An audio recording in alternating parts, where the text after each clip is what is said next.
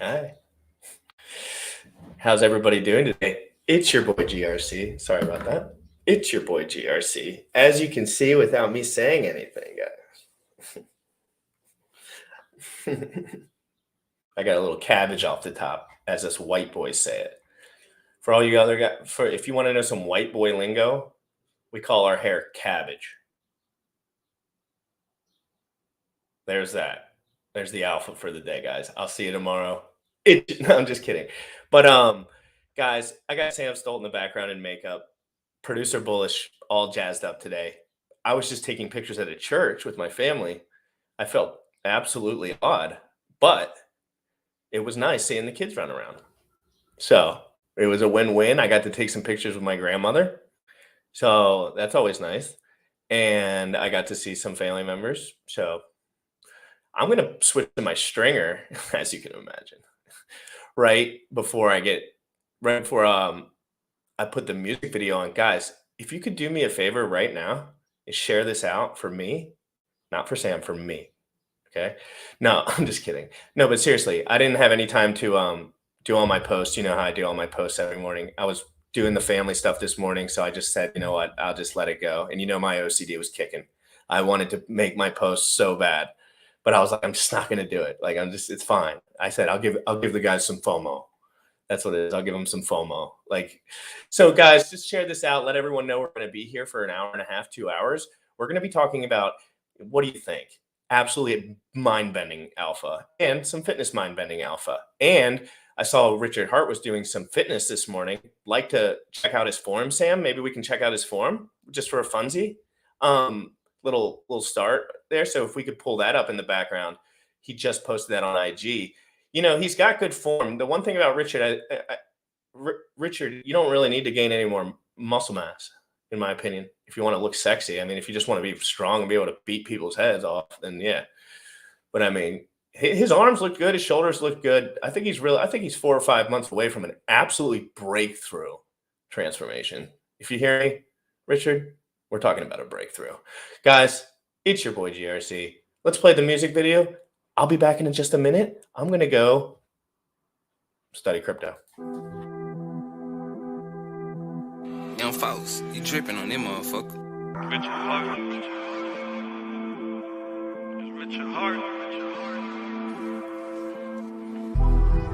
Bought my hex from the fucking start. .1 every day we mark. Buy my hex from the fucking start. Sacrificing all this bread like I'm Richard Hart. Got paid on big payday and I had a hit restart. Now I'm checking on my pulse just to check my heart.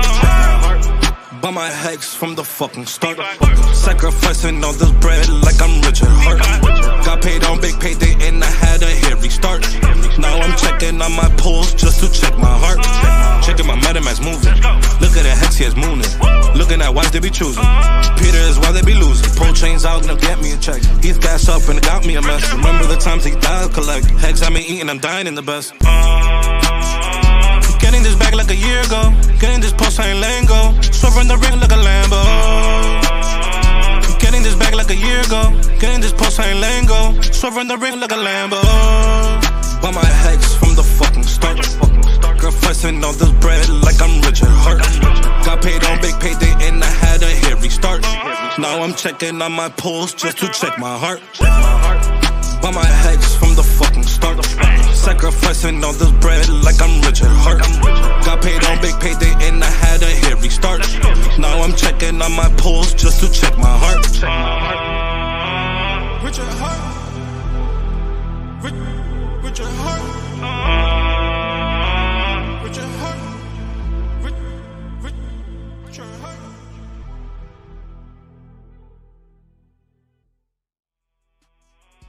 Getting this back like a year ago. What's good, bro? Hey, it's it's a good life when you're just putting your pants on. I'm buying the dip. How are you guys doing today, bro? My I'm buying the dip. He loves it. My sister's in town with her nephew, and hanging out with her nephew. He's 8 years old, smartest kid I know.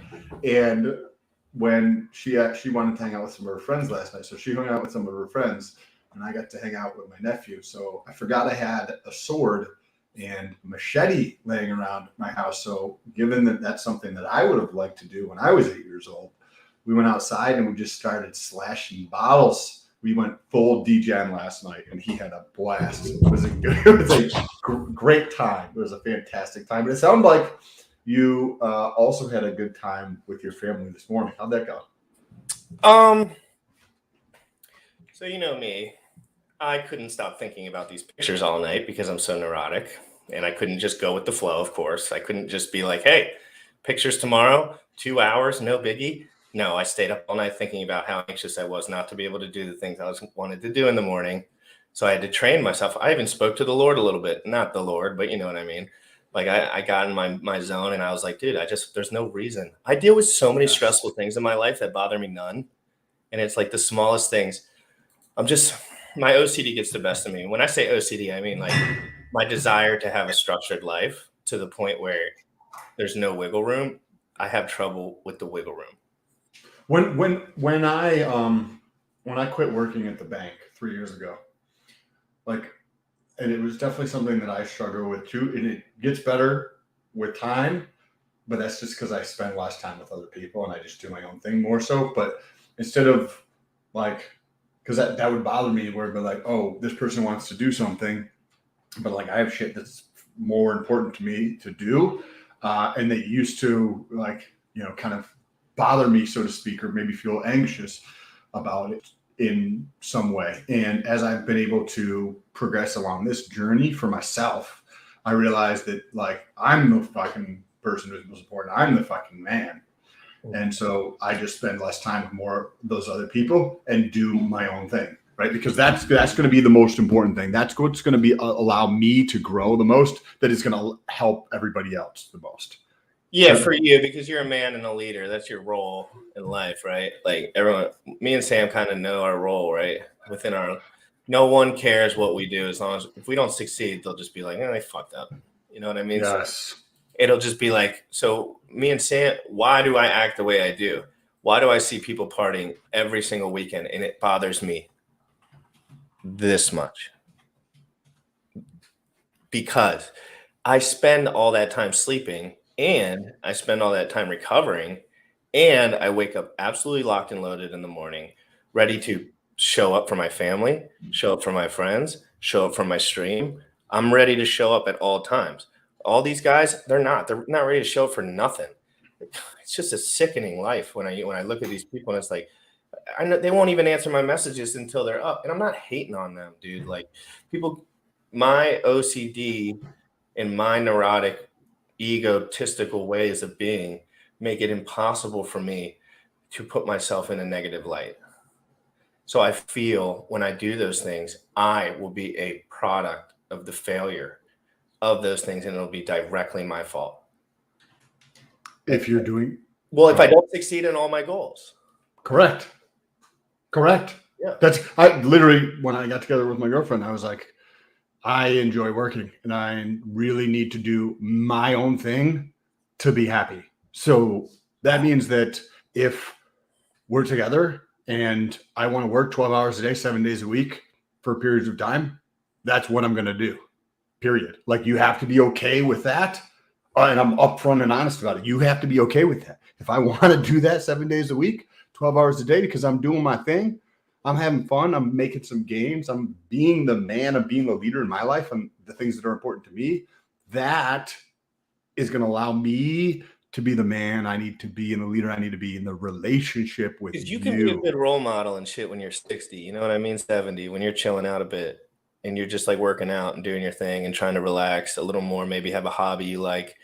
Right now, we have to work to get to the point where we can be leaders and people like. I look up to Richard Hart. There's a couple other guys I look up to. I'd like to be in a position where people were impacted by me in the future too. It doesn't have to be crypto. It doesn't have to be anything. It could just be the way you are. It could be the way that you show up for your family every day, but you don't complain and you love it and it makes you feel alive. Like if that's the way it is for you guys, I'm going to read some comments real quick. Got a lot of people in the house today. Got a lot of good, guys in the awesome house, people. guys. Thank you so much for being in here. Bob Lagai, good morning. I'm just going to run through some of these before we start talking. PVM, thank you so much for your support as always. KS, appreciate you. Hex Hodl Steak, great to see you in here. Mel Tony, thank you so much for all the updates and everything you do in the comments. Oh, man. I didn't want to rip my shirt. You're looking small. Johnny B94. I'm just kidding. Johnny B94. Good to see you, Bob. Hex Hodl. Tracy, good morning. Great to see you. T-Bird, hope you're doing good. Graphene, great to see you in here. Don't know if I've seen you in here too often. Appreciate you. Hey, guys, the last couple of days I've been getting a lot of random people hitting me up that have no exposure to Hex, and they've seen the stream. So, Sam, I'm getting like DMs like, how do I purchase this thing? I saw your stream and I really liked it. And so I'm like, guys, we're punching through a little bit. I'm telling you, this is trendier than just like the Hexagon, niche like streamers. Like I'm trying to punch right through that. I don't like the whole niche hold me back kind of shit. Like I want to be free.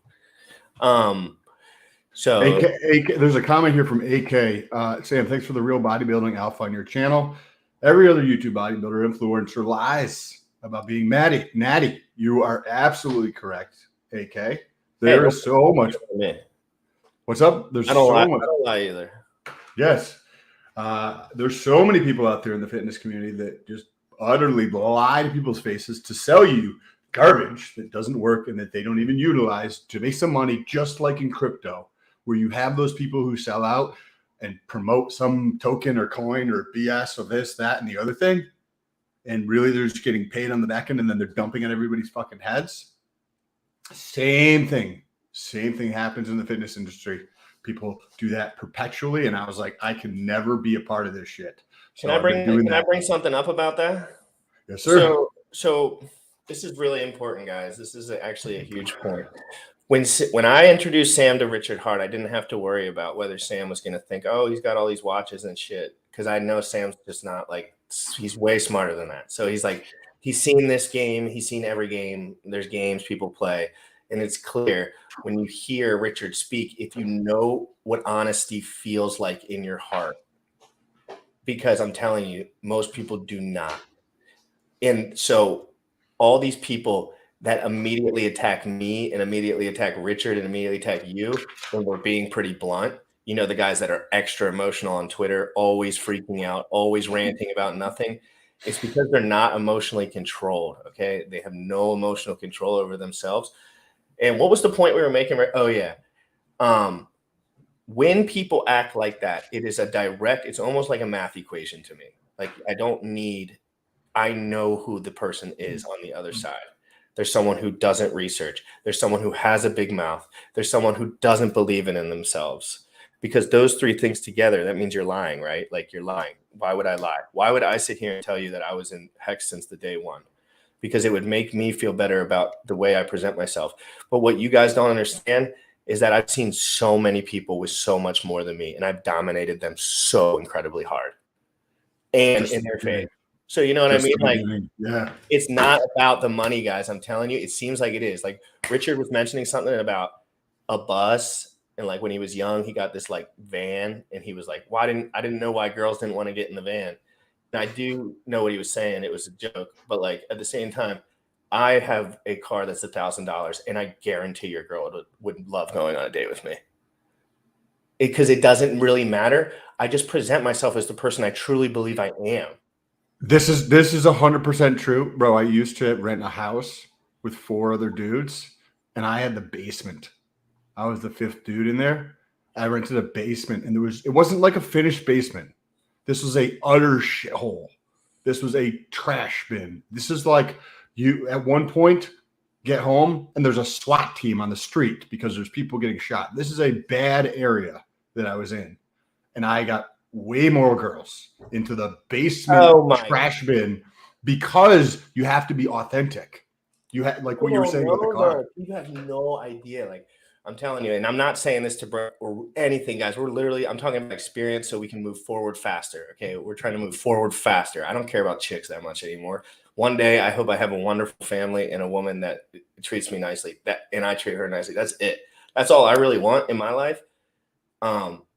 I can't do the sexcapades anymore because of, you know what I mean, Sam? And I talked to you about this in length, right? Like I would talk to Sam when I was going through this shit, and it seemed all good, and he would always remind me, yeah, it's all good and fun and games, but like I'll catch you on the other side. He would never endorse it, right? He would just be like, good shit, like that's fun, haha.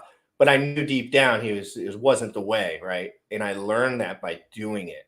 I went in there, and guys, I was broke. And dude, if people knew, I was laying next to girls that were getting thousands of dollars sent to them from random dudes across the country all day long. And I was sitting there broke as this joke. No, bro, the people don't even understand. Didn't give a rat's ass about what she was saying or what she was doing. Just as like, you're freaking weird. You're scamming all these people. Like, I'll talk to you later, I guess. Like, I didn't care. Like, I was just like, that's weird, but like, whatever. But I just want to be like, girls laugh at those guys while they hang out with guys like me because we don't give a shit about them. Because I have a lot of shit to do. And they know that. They're just like, it's a busy guy. He's got stuff to do. It has nothing to do with the actual money. Everyone knows I don't have a lot of money. I just told you I don't have a lot of money, period. End of story. You don't have to guess. You can look at my Etherscan. It's not impressive. Yeah, same.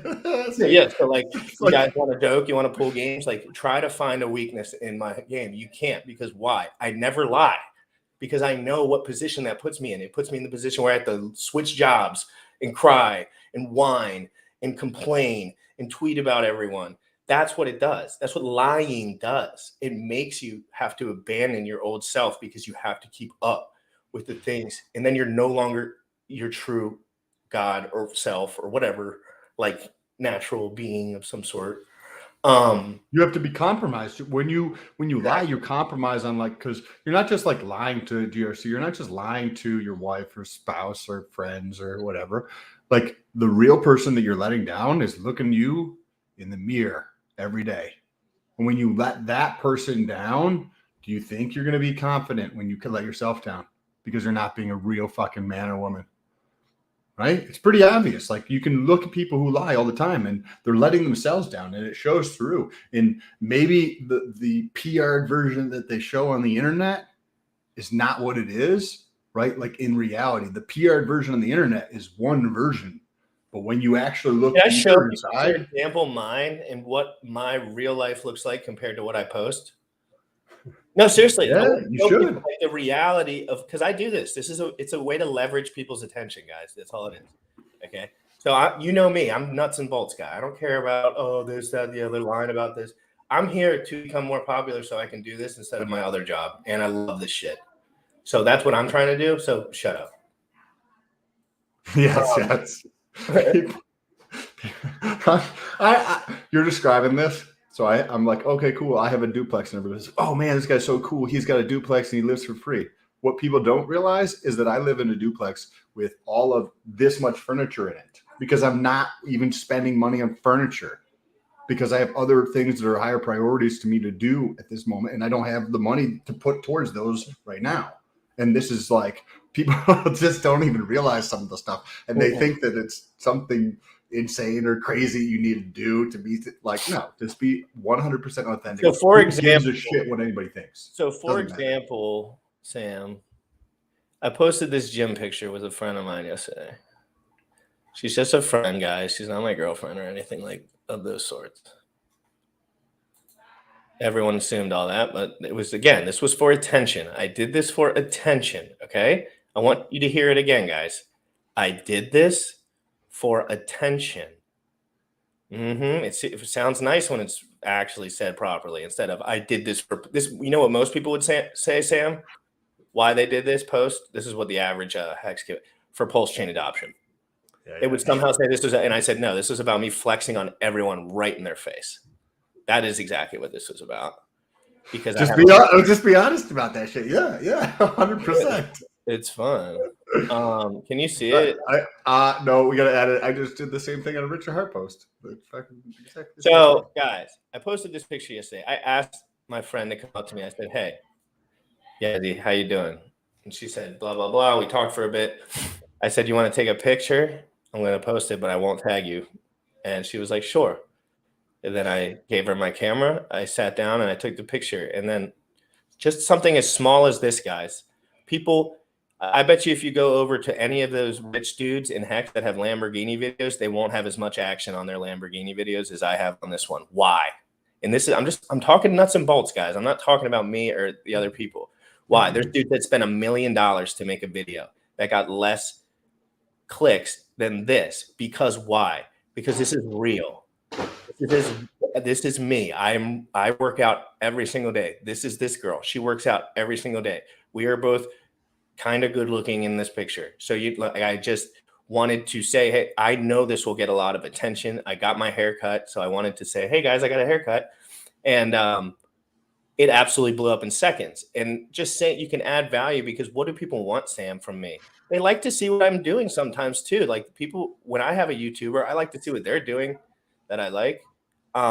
So guys, just remember, this is my opinion, by the way, and this is for all you guys out there that create content.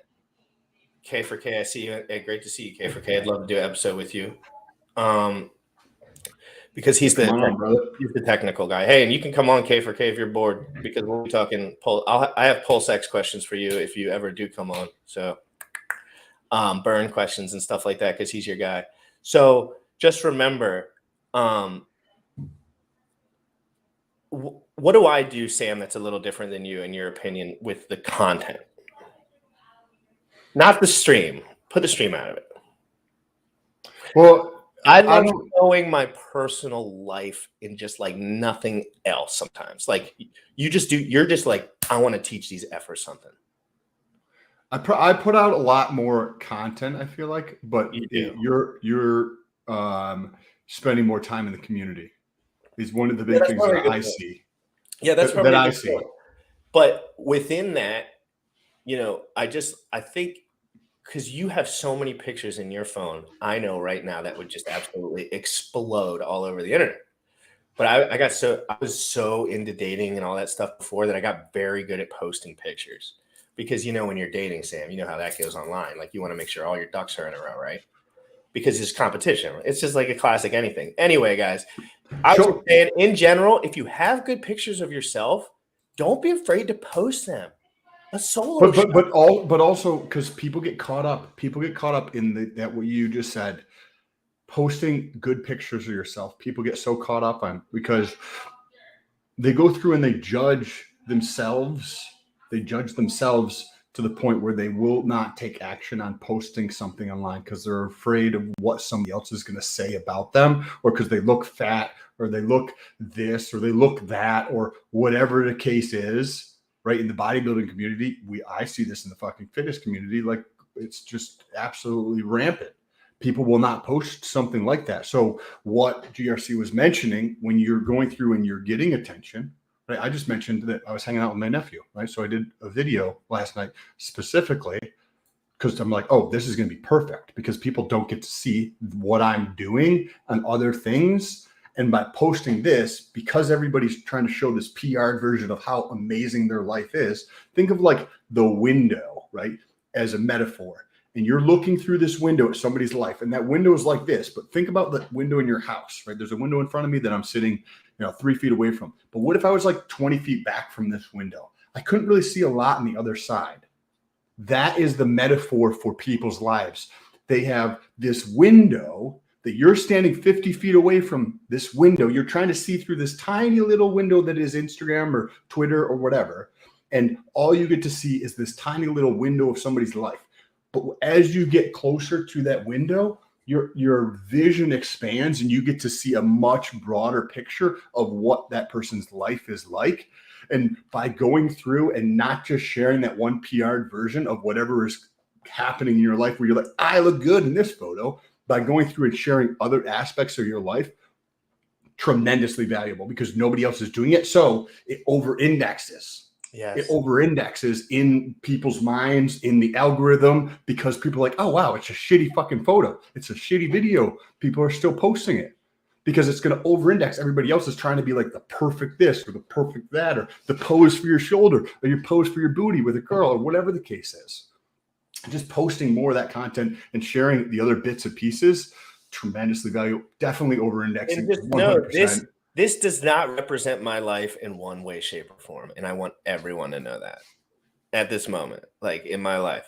This picture, what I'm trying to present to you in this picture, does not exist in my real life currently. So what do people think immediately? Scott must be banging this blonde chick and she's so hot, right? So that's what everyone, and no, the truth is that girl has a boyfriend and he's a friend of mine, period. Like I like the guy. He's cool. He's ripped. He's an awesome dude. And she's just a friend of mine. I said, take a picture.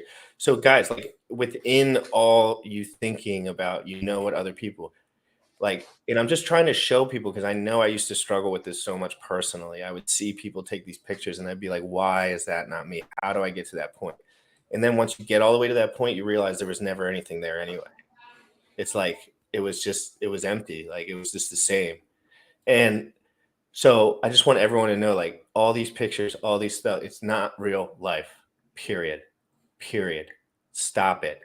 It's not real life. I'm a normal dude. I get rejected in the hot people world. I'm not even allowed. So you have to understand that. Like people, like I'm good looking for like a crypto dude, I guess. But like I'm a 5'8" little dork. Like, you know what I mean? Like in real life, like people. So I just want people to know, like I can present myself just like Richard does. He presents himself in the best way possible. I don't necessarily highlight the fact that I'm 5'8" because it's not the sexiest topic, but I don't care. You know what I mean, Sam? It's like, why would I say my shoe size is 6 if people were gonna, or whatever, like something that's stupid like that, and then you'd be like, or I could just say, hey, this is a picture of me, and if you have questions, just fucking ask me, I guess, like, because people. So again, I just want everyone to know, like, my life is not crazy. My life is not exciting. Well, it is to me, but like, if it was videotaped, it wouldn't be. I sit here. I go to the gym. I hardly talk to anyone. I want to be more effective at being a better streamer, period. I don't care about girls right now that much. A little bit. I'm starting to care a little bit. A little bit. Hey, I'm trying to get taken off the market, to be honest. So any of you girls, please get me off the market. I don't want to be on the market anymore. I'm fucking busy as shit. Yeah, I'm 5'8", guys. I'm a short guy. I'm 166 pounds as of this morning, so bone dry. And I benched 225 pounds for 11 yesterday. So if you want to fight me, I'll rip your head off. Okay. I'm fucking kidding. I'm totally joking, by the way. No, I did bench that much, but I don't intend on fighting anyone anytime soon. I really don't care. And if I was going to fight someone, I would want it to be someone popular, like really popular. Someone I could like beat my ass. It helps. Yeah, that's someone I could beat my ass real good at least, so I could get training. Like if I appreciate what Logan and Jake Paul have done to garner attention, because that's takes a lot of work and a lot of skill and effort to do. Like to put together and think about the ways that you can leverage different things so that everybody's in a better spot when you're done and making more money or getting more attention or moving towards your goals. Like what they've been able to do, I think is awesome. Like have you seen those two kids that are like the Island Boys is what they call themselves? Have you seen them? I'm sure you've seen those two kids. I think that's dope.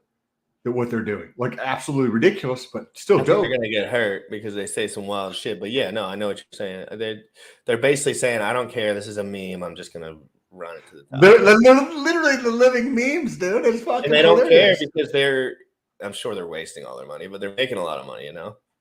Correct. DRC should fight a Furu. Again, I would only want to fight someone who was cooler than me. So like way cooler than me. Like way cooler than me. Like I'm not fighting. No. Well, you want to talk about that? Well, no. Oh, yeah, we can't. You know what? We can talk about it for a second. No. We don't. I'll bring it up for 2 minutes and then I'm just gonna squash it. Joker started this stuff about us fighting, sent it all over the internet. That dude does not keep my name out of his mouth. Everyone knows it.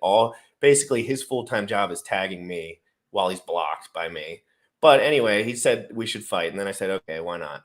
And then, of course, he went on this tirade telling everyone, going through all these scenarios about how it was going to be the best fight when we all knew he would do nothing about it at all, ever. And he's just tweeting about it while I'm trying to work and provide value for this community. All I've been trying to do is create value for this community. All he's done is suck value from this community. So I just want you guys to realize, like, I'm just trying to work here. If someone's bothering me, making a big fuss, it's them. It ain't me. You think I give a shit? You think if he ever didn't talk to me ever again, I would care? No. So just understand, I don't want any of that stuff. I don't mind Joker. He's a cool guy, in his own right. And it's just like, we're just different people, but all the clout chasing and shit, that's not the way I provide value. That's the way that some other people provide value. So just for that, I don't want to fight anyone unless it's really dope. But I would fight someone. One of you millionaires out there wants me to fight someone and it's real dope, I'll fucking do it. I'd probably do it too. They just have to have a lot more attention. Like, so it'd have to be a lot more attention. That's just like one day. Like, if you guys just are both nuclearly popular, like, we should just do that. Yeah, that would be. Yeah, you got the same weight class. That's the only reason I say you and Stakes, because the same weight class. There's not too many 250 guys that I can. Yeah. Oh, he's 250. Mm-hmm. Oh, dope. Yeah, and I'd hire several coaches to help me get up to speed with that. And dude, you'd probably just like, dude, we should see if you can make it to like amateur fight like at one point. I know it'd be fun in another life where we didn't get brain damage. Correct. That's why I never did that. I would love to get my ass beat all day and beat ass, but I'm telling you, like, I don't want. The only thing I got going for me at this point is my brain. But like, I'd be sitting here just using my brain. I can't compromise it. I thought Joker was joking and not serious. No, he was serious, and he was just like, he just never keeps my name out of his mouth. There's certain people who just try to thrive in drama and that kind of thing. Yeah, it's just other people's style. Don't even worry about thinking about that kind of bullshit. Like, those people don't have any spot in my life. Like, if there's somebody in my life who creates drama, like, that's perfectly fine, because then I know who that person is and I cut that person out of my life. I don't give a shit if it's my fucking mom or my dad. Like, literally don't give a shit. They want to cause drama. It's my sister. Bye, Felicia. Like, I don't care. They're still my family. Still love them, but I don't need that shit in my life. Literally. I don't care who it is. Yeah, and the funniest part, last note about it, it's like, he brings this up. I just say it in the nicest way possible. Basically, I'll do it, but I'm just trying to provide value. I'm really busy. Like, if someone obviously sets everything up, I'll do it for sure. And then he goes on a parade about how I'm on steroids to everyone, because that's all you got, buddy. And all I do is go to my doctor and just say, like, I could care so little. And he's just the only thing you can do is talk about me. Go play Fortnite, buddy. Go play Fortnite, because I seen you on there. You pissed me off, dude. And it's your fault, not mine. I'm not going to talk about you anymore. But I did not do this. You did. Period. So look in the mirror next time you want to cry about something. Not look at me. I'm done talking to him and about him. I just want to provide value for this community, period, because that will make me feel better in the morning when I wake up.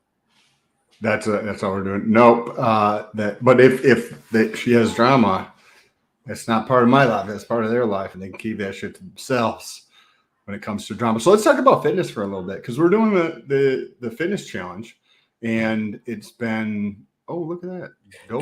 Dolo might hex 3690 super chat. Joker is pure trash. Sorry, Joker. Dolo said it, not me. I'm just here. I just work here, buddy. So, fitness competition. We're doing this 90-day fitness crypto challenge, and it's going into week 3 here.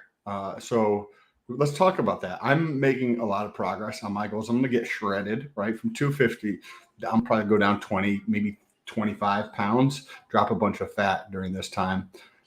Made a bunch of changes. I saw several people actually going through and saying how they have been making progress along the way. And AK had mentioned something earlier, and it's really funny that he mentioned that, because literally if you have ever heard of these crypto fitness challenges, right? You may be aware that there's like this before picture and then a after picture. But when you get really deep into the fitness industry, like I have been for 2 decades, you realize that the fitness industry, just like in crypto, just any industry, whether it's doctors or nurses or police or politicians, right? Politicians might skew more in one direction than the other, but there's bullshit everywhere. These 2 pictures here were taken very close together, And these two things happen all the time where you have a before picture and an after picture, and they can even be taken the same day and used for marketing. And people don't realize by just changing how things are, whether you have a pump, whether you have carbohydrates or not, increasing glycogen, all this kind of stuff. And you can have a before picture in the morning, same day, poor lighting, depending on how you take the picture. You can change several things. I was not doing that here, but just to illustrate the point, this kind of BS is happening all over the world. Collectively, our BS meters need to improve so that we can call out more of this stuff when we see it, whether it's drama and people who are just looking for drama in their life and not sure how to provide value, hasn't like clicked with them, right? Or their value proposition is twisted in such a way that drama is value to them, right? We got to go through and continue to highlight this and educate and show people that there's another way to actually go through and do things. You're muted, sir. You're muted. This is the absolute perfect transition to my next point, Sam. Who do I always tell everyone is someone I agree with as being brutally honest? Richard Hart. I'm sorry, guys. Just because you don't highlight all your negatives doesn't mean you're not brutally honest. That's the truth. He's honest about things that have nothing to do with him. That's the cool part, right? So, guys, we're going to transition into this. Remember the Terra Luna? Of course you do. So, what was that? Can you remind? I don't even remember. 25 billion stolen from. Oh shit! I think it was at the peak was like 40 billion. Well, now they're re-airdropping it and redistributing, so don't worry. So, guys, real quick, let's just listen to this. I have not listened to this, but I think I listened to it originally, so I know what it is. Can I warn you guys about a way that people could lose a lot of money in stables that they didn't realize they could lose it? So there's these yield farms out there, Curve, Uniswap V3, Uniswap V2, that allow you to deposit 2 stables, and then people can trade into that and you can make some fees. Here's a problem with that. You think you're safe because you're sitting in 2 stable coins. How can you get safer than that? Let's say that one of those stables has a failure, USDT gets cracked down on, for instance. What the market's going to do is they're going to go to that trading pair. They're going to take all of your USDC, which might still have value, and they're going to give you all of the USDT, which is wrecked. And then you, even though you had 2 stables, now have a giant bag of something that's worth a lot less, and you didn't realize you could get wrecked that way. And then, so I would be very careful if you're holding stables to not play stable versus stable automated market maker pairs, because there's untold risk there for rather limited gain. All right. That's interesting. So I want to highlight a couple things about that. One, that was a long time ago, clearly. So he basically knew. You see what I'm saying when I say people that know what they're talking about? And it's so clear in hindsight, Sam. In hindsight, it's always 2020. And Richard was being honest about potential things that could happen. He didn't know it would happen this cycle. He knew it would happen. You know what I mean? Because he knew it would be, he could just tell probably mathematically in his brain that it would just be one-sided depending on where the value was, right? Like which stable has more value. UST to some people has no value, but USDC has lots of value to some people. Some people would say, I'll never go into UST. That's trash. Some people would say, I never go into USDC. That's trash. So it's like, it's kind of confusing. Good morning, Progress with Puella. Sensei Dozy, great to see you in here. I don't know if I've ever seen you in here before. I appreciate you stopping in. James Harbaugh, as always, appreciate you. Gee, that's badass. Don't know what you're talking about, but I'm sure it is badass. Great to see this video come to light. Yeah, we're going to make this video come to light as much as possible because this is the stuff that we need to highlight about Richard. You know, he is just a man. He talks all the time online, but like he is right. Like he's actually right about shit. I'm telling you. We should do more of these response videos, whether it is other people or what Richard Hart is saying, because we've talked about literally what Richard Hart has talked about, but in different regards. Between picking, if you're going to do LP or some type of yield farming or something like that, where you're going to put in 2, you have to be okay with holding one of the other, like all of one or the other, because that's exactly what Richard Hart is saying. It can go in one direction and you're holding all of what you put in there. All right. So explain it. Like, let's go nuts to bolts, because this isn't something that we need to lock into our brains for the rest of time, because we will never make this mistake, Sam. We won't. I won't let you, you won't let me, because we've seen it happen already. And we understand this is just math and numbers at some point. So like once you really get into crypto, you realize it's just a value distribution numbers. That's all it is. So wherever the value is, that's where it gets sucked. So what did Richard notice right away? There was a one-sided value prop. Explain to the people why, or in your best interest, like what went on with the value? Why did it go lopsided? And why is that going to be a very hard thing to incentivize people to keep on both sides, in your opinion? Well, so like when you look at like liquidity providing, right? And if you're putting up, $10,000 of UST and $10,000 of DAI in a trading pair on, say, Uniswap, right? You're like, okay, Uniswap, they do 1 billion plus in transactions per day. That sounds relatively safe because there's a shitload of people who use it constantly. And you're like, okay, well, these are two stables, right? That sounds like it's relatively safe because you have two stable coins, one that's supposed to be backed up in whether it's like, marketable securities or actual cash that is backed up by, or some type of derivative play with USDC and something else, right? Like UST. And then you find out that there's different incentives for a stable coin that is not backed up by anything, as in UST. So what happens is you're going to have people go through and they're going to buy all, if you put in 10,000 and 10,000 USDC and UST, which is the Luna derivative, right? Then people are going to give you all the Luna derivative that is going in the toilet, and they're going to take all the UST. So, but USDC. But the people don't understand, the ones that hold stables and hear the word stable coin. You're being lied to when you're told something is a stable coin and it's not a stable coin. You know what I mean? Why is it called an algorithmic stable coin? Why isn't it just called like an algorithmic, like something else, right? I think that, Richard, can you come out with another word? What's it? Yeah. Didn't we look at one yesterday or 2 days ago where came out with a word that was real good? He comes out with like little phrases all the time, and I think it's really interesting. It's a good way to think, right? And I want other people to start thinking like this. Think like you can be the smartest guy in the room. Think like the ideas that you have in your mind could potentially be the most groundbreaking, because the only thing different between Richard and other people is that he believes in his intellect. He believes in himself mentally because he's had so much good reference experience in his past. He was, as far as I read, he was in gifted programs all his life. So he was probably told, you're a smart kid, right? Like, you're smart, you're a genius, this, that, and the other. So when he comes to the table and thinks, he's like, I'm potentially coming up with the best stuff out of anyone here. I feel the same way. Not the genius, like thinking part, but in other parts of my life. Like obviously not like that kind of stuff. You can call it a non-stable coin. It's pegged to $1. That's a good one. Literally, like that's a good one. Like non-stable coin is USDC, USDT, DAI, lose their peg. Yeah. And that's not necessarily a bad thing. Puyo.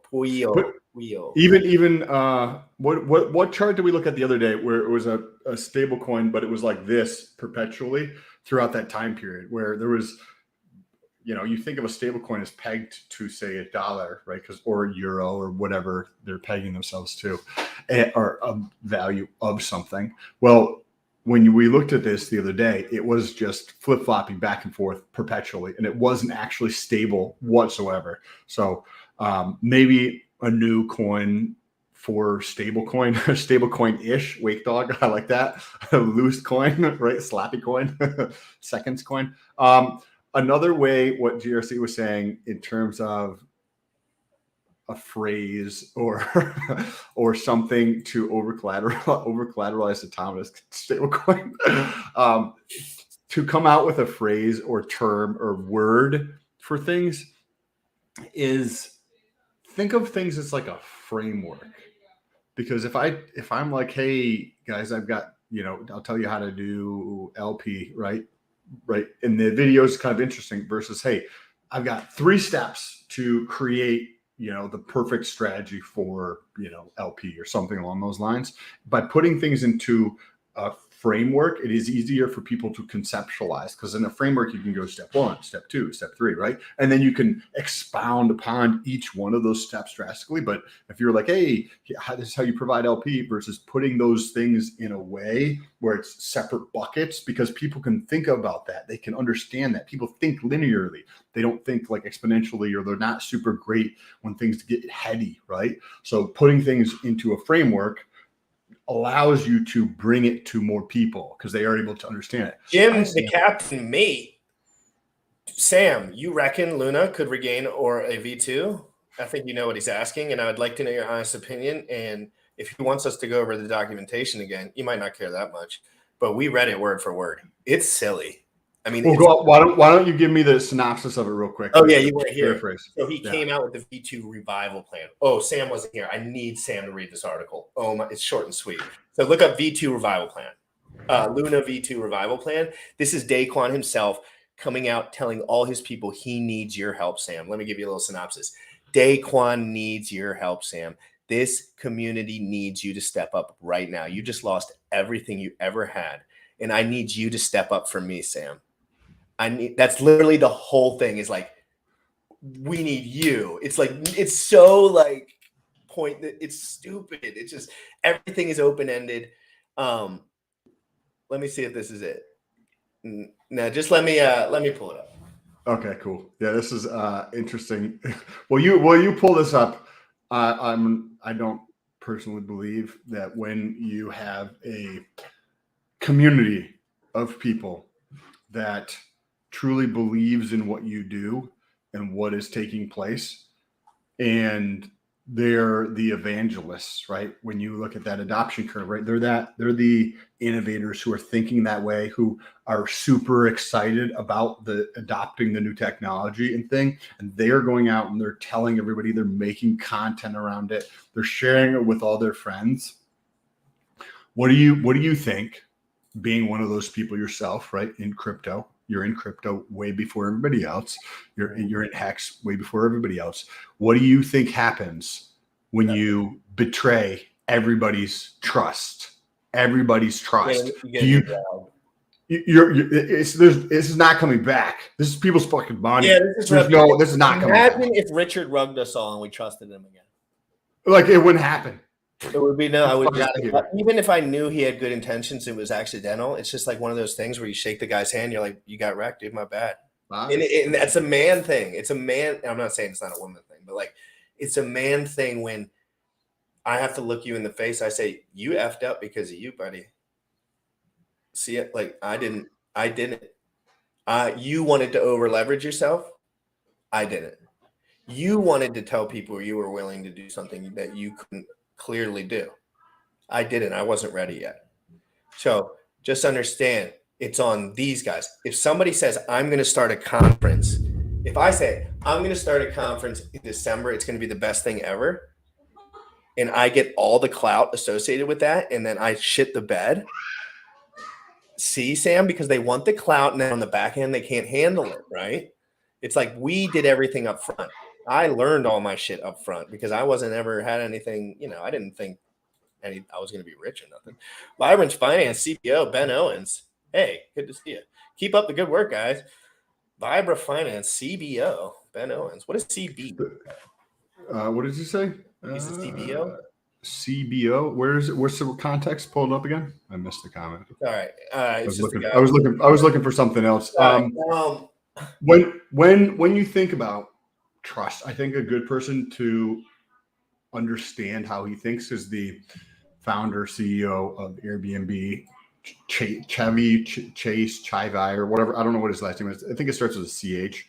He wants to develop trust in the ecosystem that is Airbnb. And when you hear interviews by him, I think it's a good understanding of like what brings people together, what can create value. Because how do you go through and create value, right? Like how do you do that for other people? You have to have trust in the equation, and trust in the equation is not thought about for a lot of people, because you can't do business with me unless you actually trust me, unless you go through and you believe in what I'm saying, right? And when people put trust on the back burner, like that is just not a good strategy in my opinion. And when you go through and you look at what happened with, Luna and UST, like there's no effing way, in my opinion, they're coming back. Like they're going to have to start. If he wants to come back, he has to start with something completely different. Probably best idea is to not be the man up front about it. He should be like in the clouds in the background with no PR relevance whatsoever, because he's not going to be the person that's going to be able to bring, in my opinion, going to be able to bring something to the forefront or to bring something to the top 10 of crypto again, period. Just because he's betrayed way too many people who decided to put their trust in him. It's just not going to happen. Let me see.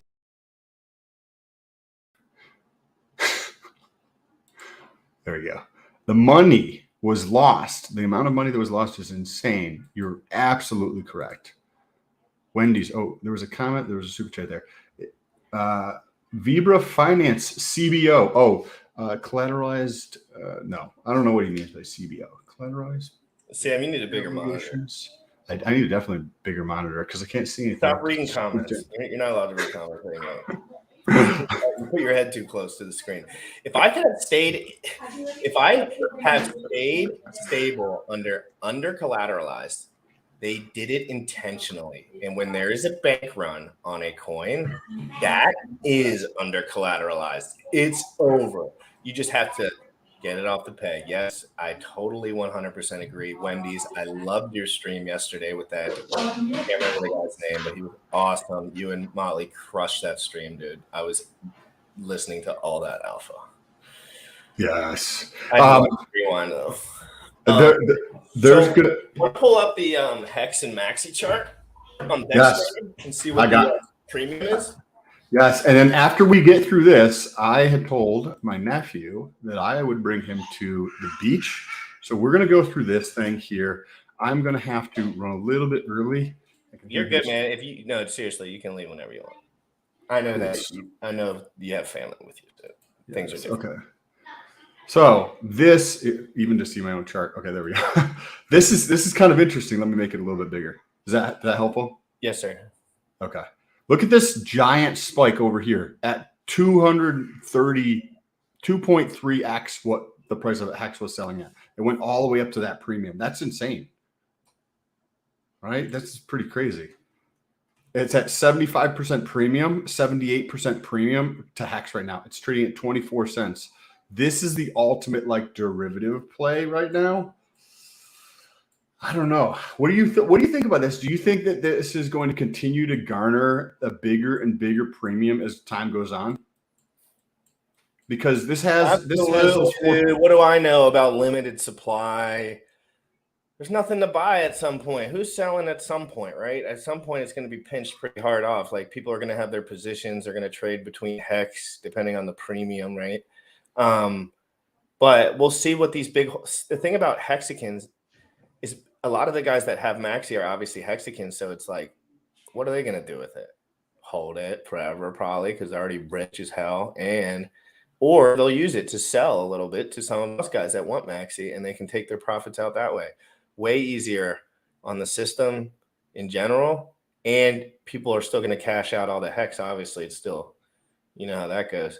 Duquan has gone Black Ops as well. No regular updates for those poor people is lost. Yeah. Daquan, if you're watching this, dude, you wrecked. Dude, that sucked. Come on. You really hurt a lot of people. And I think that you should stop trying to make revival plans. But there's also, we want to hate on somebody, right? Because that's the face of the organization. But at the same time, I understand that Daquan or whatever his name is, Quandu or whatever, sounds like Fondue, could have the best intentions, right? Like he could really, really be genuine and honest, trying to do the right thing and trying to get people their money back. But it's too fucking late, bro.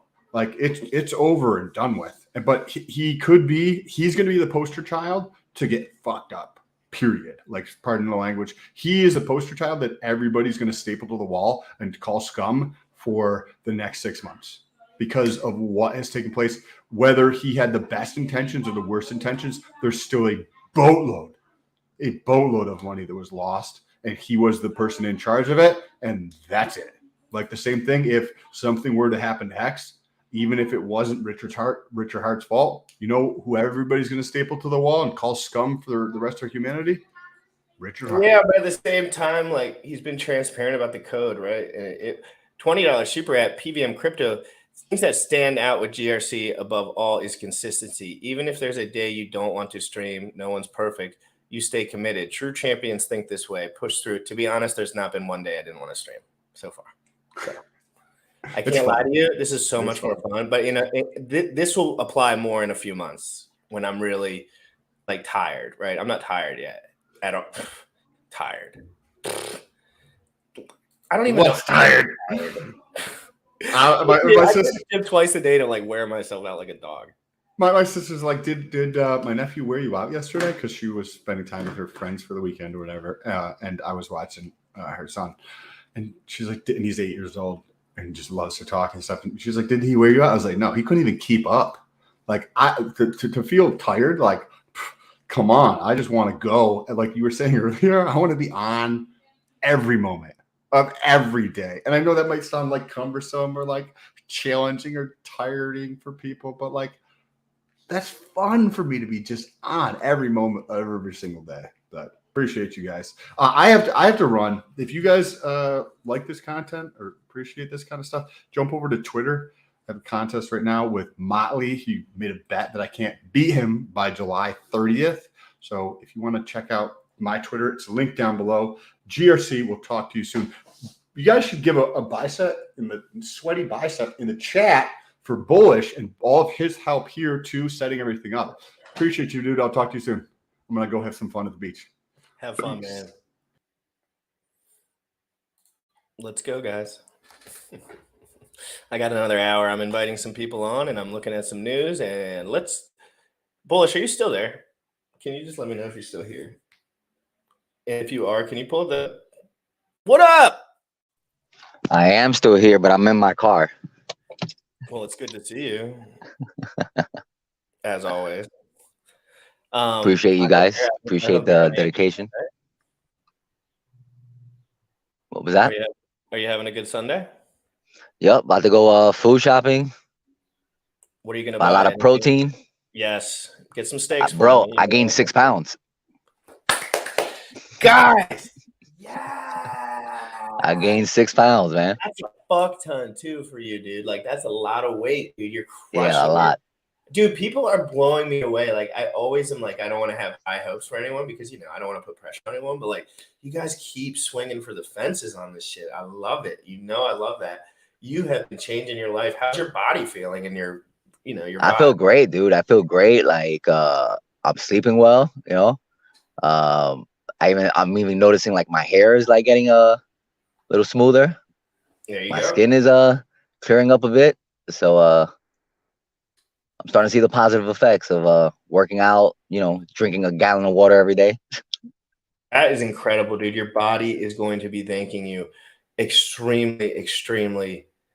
And again, we're talking to people that are generally under 50. Like, for the most part, I think most people are under 50, mostly under 40, I guess. But there's a lot of time to recover, guys.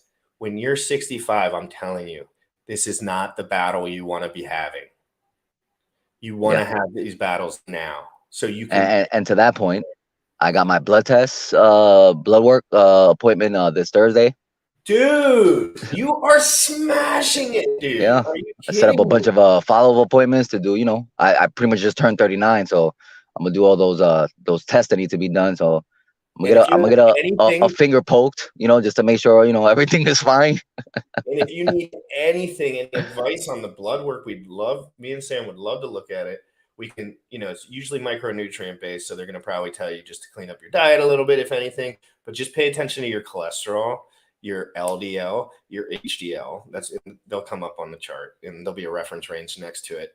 And then you want to take a look at your hormone profile. And Yeah, so just tell I them, ordered like the full blown one. yeah, as long as you got the full blown one, you're good to go. You're gonna have a lot of answers, guys. You can use the doctors too to your advantage. Like, I'm not saying you have to get anything from them, but get the test that they offer and use that information. All the information's online anyway. Absolutely. So I appreciate you stepping up for your family and shit, dude. That makes me like really happy because I know Yeah, my wife's working out as well, so she's feeling great. This is good.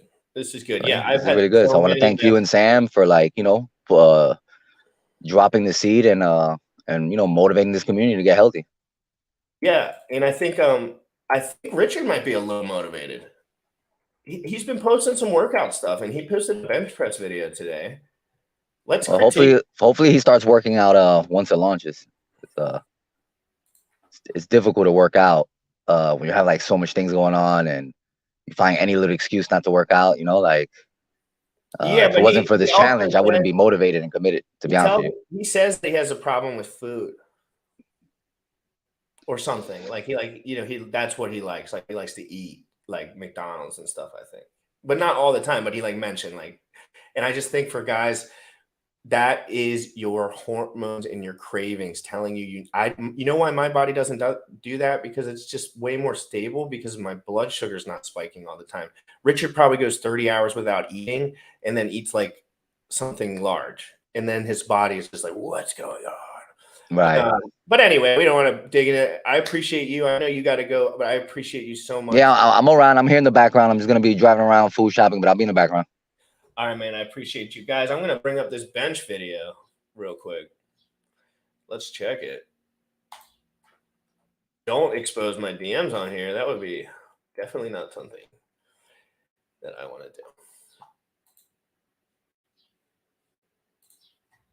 Sorry, guys. My shit's a little slow, so it's going to take an extra couple seconds. So let's watch this.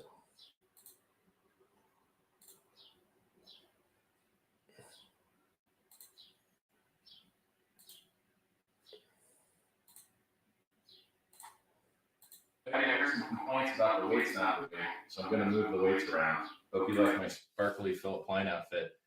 I haven't lifted in forever, so this is basically my where am I at set here. So here it goes. I tried it heavier, couldn't even get a single rep. Not going to post that video. Let's see how this goes.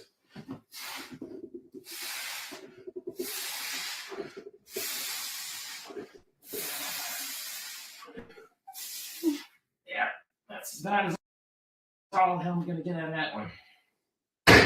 All right, so that's what? 20, 40, 60, 70, 80 kilos by, I can't even remember how many it did.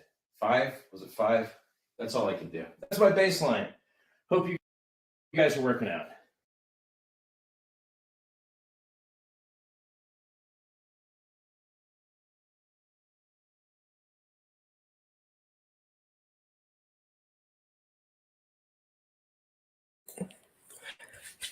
I was 185 pounds, I think. So that was a 45, and that was a 25. So that would be 185. Did it for 5. Hey, man, people don't. I mean, I'm glad he's working. I'm glad he's working, man. Oh, yeah, the sound. My bad.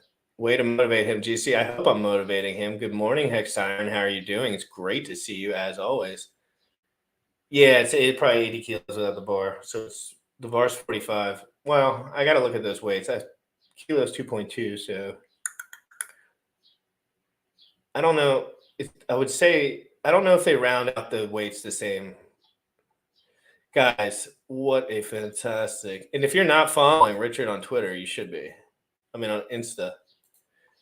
Look, he's popping off, dude. 51K followers, no following. Smart move. I wish I had no following because there's so many bots. But he posts all his like shit here. He doesn't post too much crypto alpha here. It's more like lifestyle stuff. That's more so what it's all about. I'm going to start inviting people on the show real quick. Give me 1 second while I do this. Share this out, guys. If you could share this out for me, I'm going to go for another hour. If you could share this out for me right now, I would really appreciate it. I didn't have any time to share this morning.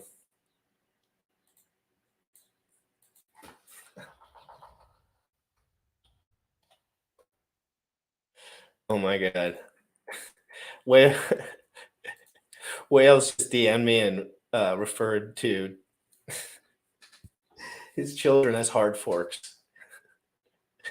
I actually almost spit my shit out. That was so funny. He said the hard forks are with me today. We're all gonna be Chads in 3 months because of you, GRC. Thank you, Astro. Thank you. That's good. We like that. Chad is good. Chad is very good.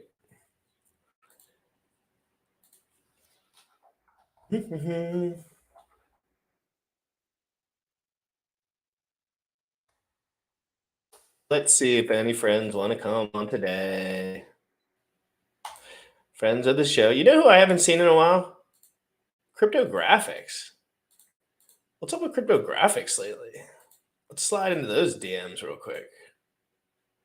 So I actually spoke to him in Spaces because I was asking him the same thing. So he was just saying that at the moment he doesn't really have anything new to talk about. So that's why he hasn't really created any videos, because he doesn't want to force it. So just taking a chill out.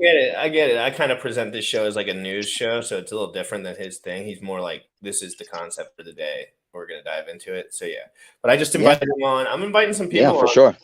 Invite everyone on. You know. You hear Wales message me. I was like, hey, you want to hop on? He's like, the hard forks are with me. I like that one. I'm gonna start referring to my kids that way. It's like the exact way to. I'm gonna refer to them. Meet my hard forks. They ain't going anywhere, you know. Like they're in stone now. Great stream, guys. Love the honesty. And then when they have kids, I'm gonna call them layer 2s. Layer 2 solutions for your yard work.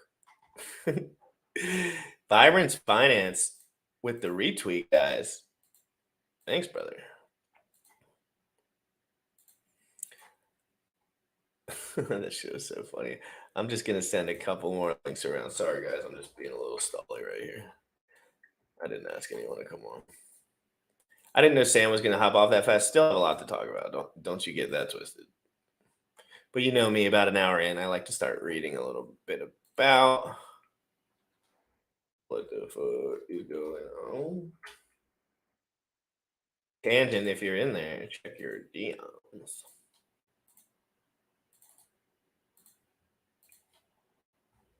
I think that's enough for now. We'll see who joins. Damn, you hard forked 4 times, bro. You're a freaking animal, bro. I went from 270 pounds to 245, lost 25 pounds 2 weeks. That's awesome, dude. That's amazing. I'm really proud of you. That's freaking great. If you make sure you're maintaining though. Make sure you don't go too crazy. It sounds like you're on a water fast or something, which is great.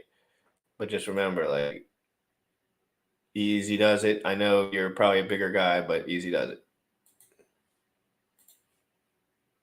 Share this, like this while you're sitting here, guys. Share this, like this while I peruse this real quick.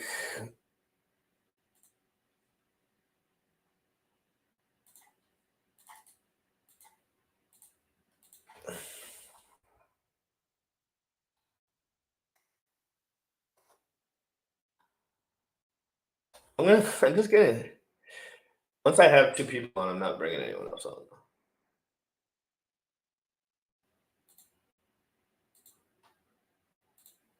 Damn it! I forgot who I was just about to ask.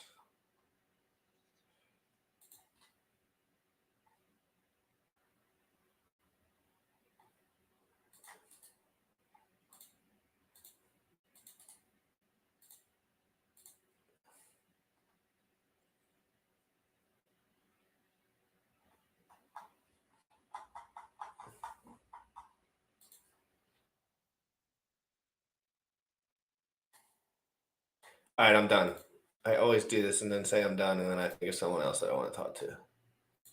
All right, I invited too many people now. Shit.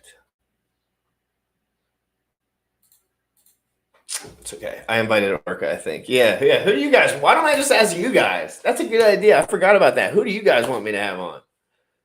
I'll just ask you guys. That makes it way easier. Yeah, in the future, I'm just going to ask you guys. It's some of these episodes where I still want to go, and, you know, I just want to keep going. I want to talk. I don't talk that much anymore. Should we do the Orca call?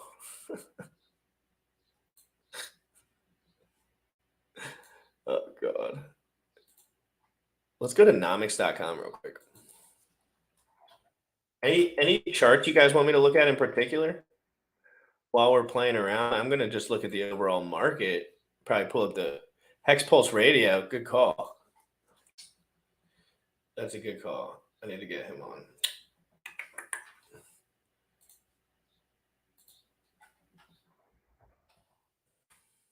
He PM'd me, actually, and said he wanted to, like,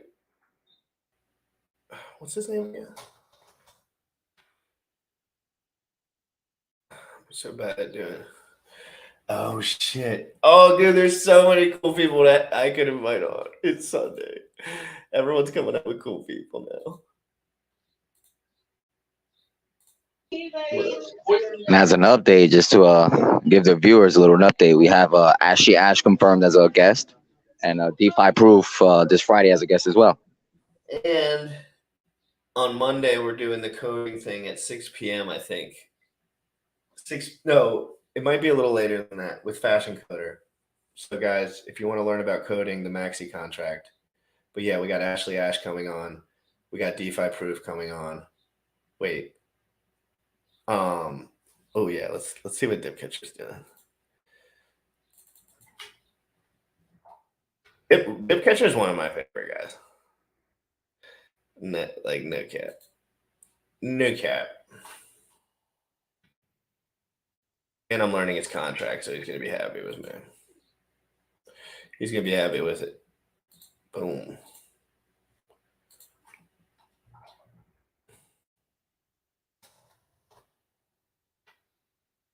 This is awesome.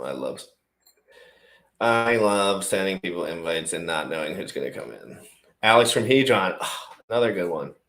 There's so many. I got to write all these down, yo. Dude, I haven't even thought about all these guys. Oh, my God. I have not. Thank you for reminding me about all these good people in this space.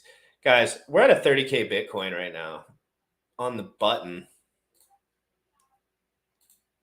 So we're at a 30K Bitcoin on the button right now.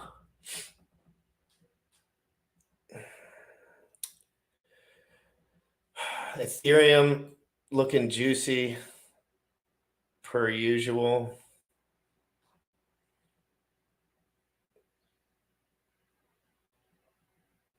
A little bit of pump today. We dropped all the way down to 1960. That's a good buy. And at the bottom, we were at 18 on the 1790, 39 on the pin. Interesting stuff. Hex is pumping.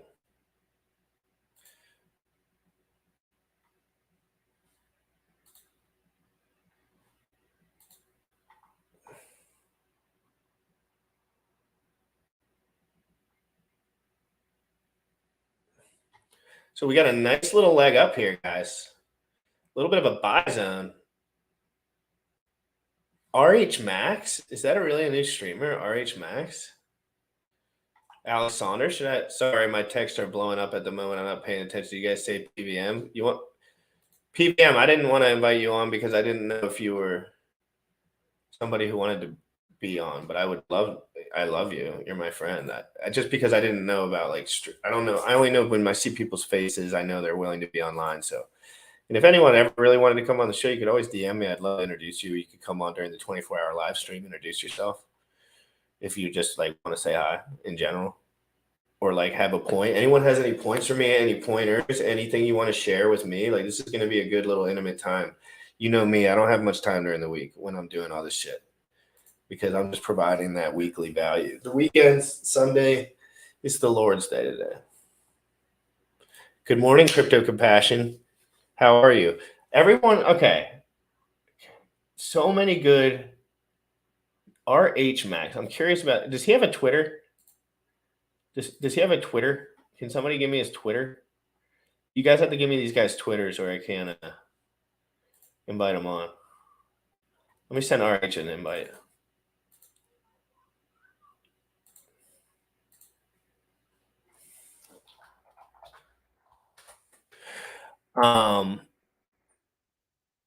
Yeah, so we're just chilling. Let's read some more comments. Fiber Finance, H bar. Oh, you want to look at H bar? We can do that. RH Max was on Wales when I was young. OG, just coming to the community. RH Max. Why do I not know this guy? He's still making content?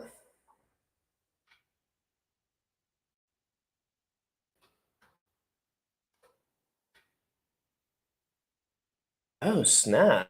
All right, let's check this guy out for a minute. Let's see what this is all about. Hey, shout out to RH Max. He has 191 subs. I'm gonna pull him up. Let's get him some more subs. That's more important than what we're doing right now. That'll probably help the community more than me just asking for 2 more subs. So why don't we go to his channel, check him out for a bit. I'm gonna look at his channel and I'm gonna tag it below RH Max, subscribe. I'm gonna hit the bell. So hit the bell button. Make sure you hit the bell button so you know. And then I'm gonna share this with you guys. So this is a streamer I have not heard of. Let's review his stuff. People say he's good. Let's follow him up. Why not? So this is RH Max, guys. This is first exposure, guys. This is a review of some random streamer that was tagged in the comments. Let's check him out a little bit. Let's see what he's all about. Let me give him my review. First of all, I like this. This is okay. I mean, it's simple. Maybe in the future we'll make that a little advertisey, a little more sexy, but I like that. This is kind of cool in a way. RH Max. All right, what do we got here? Ivan Tech on Crypto Banter have said, in how many seconds is that? 3 minutes? Let's watch one of his videos. Let's try to find the best one. This one looks good. So you remember during the Pulsec sacrifice, there was, I believe it was the Gumbo, did the 7777E sacrifice. All right. So I'm still confused to this day on that. Why was that not a market buy for Hex and then sacrifice Hex?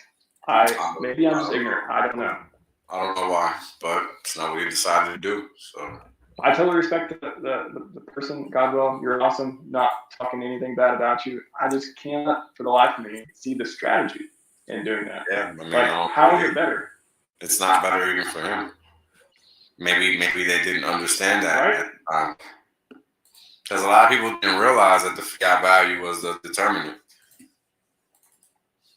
and that was the actual determinant. Maybe that's that's a good point. Maybe that was the confusion. We're of course speculating here, but Yeah, that could be something that would be confusing to someone sacrificing big. Because what other excuse is there? Right? I don't know. I went through it in my head. I just, doesn't make cheaper over time. Maybe. No, it doesn't really make sense. How is he? How? Well, I think there's a little bit of something there, but yeah, it's not like an optimal strategy, I would say. Because if you market bought Hex price go up, right? And not just that, he's giving the Hex to someone who's never going to sell. So long term is good, short term is good. I get it. Why? How would somebody benefit from sacking E instead of Hex? That's what makes me think that maybe they didn't know. Because that makes sense, right? So this is his channel, guys. Check him out. Give him a follow. He seems very intelligent. I liked his intellect. Very interesting. I enjoyed that very much. Is there any other? Hey, get your boy some subs, sir. And my channel launched this week. Thos, I will get you some, but you got to get your channel out. You got to get that channel out, bro. All you got to do is turn that live button on. Start talking. Boom. StreamYard done. And I'll help you with that, but I do need it when I have time. Hey, Jim Rat, love the content, bro. Francis, thank you so much. I really appreciate that. Hit the like, hit the bell. I'm live every single day at 11 a.m. Eastern, covering everything. There's not so much to cover today, or at least I was so busy this morning that I couldn't look at too much. But I'm telling you guys, when Pulse Chain comes out, I'm going to be here every single day, locked in, paying attention. Anything RH tweets, any rugs, anything like that, I'll be on it. Anything that I find, I'll be on it. Anything they're talking about in the Twitter spaces, I'll be on it. This is a one-stop shop for being safe as far as like, I'm going to get you through the current events just like I get through them. You know, like I'm not the most technologically like savvy dude. I have a lot of anxiety about this shit sometimes. So like I'm going to work through this slow and methodically so we can feel very secure together as we move forward, getting better every single day, trying to add more value to our lives and the people around us. Because really what it is we need to do this. Like we have to do this. Like I have to do this. Like, there's nothing else. There's not a position I'd rather be in right now than this, because I just want this to work. And I love this product and I love the honesty behind it. And I think this is going to be huge. Like I've never really put my name on something that I didn't create. So it's kind of wild. I mean, when I say put my name on it, like, you know,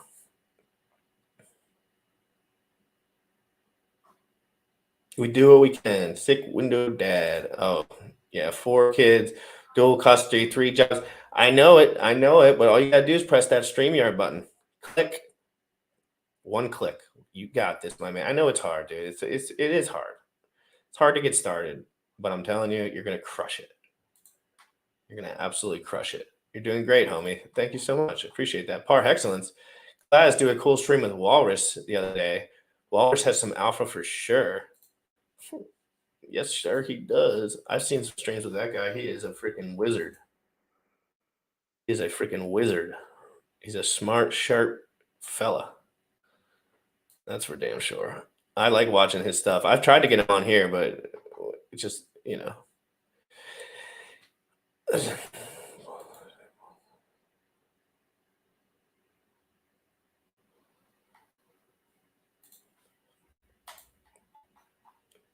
Adam at Adam from Vibra Finance has a stream. Lindsay has a ladies hex stream on Vibra Finance.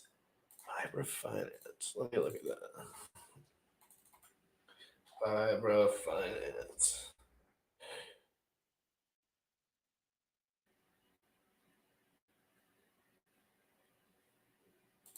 Let's see this stuff. All right, this looks fair game. This looks pretty fair game. I've watched the ladies stream, by the way, on this.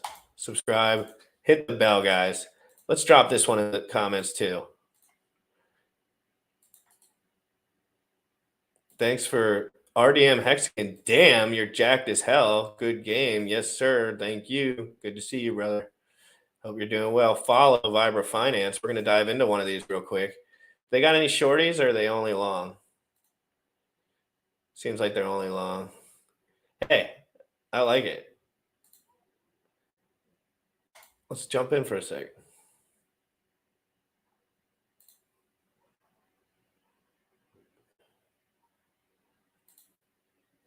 All right, it's not loading, so we're not doing that. But very good. Very, very good. If you guys haven't already,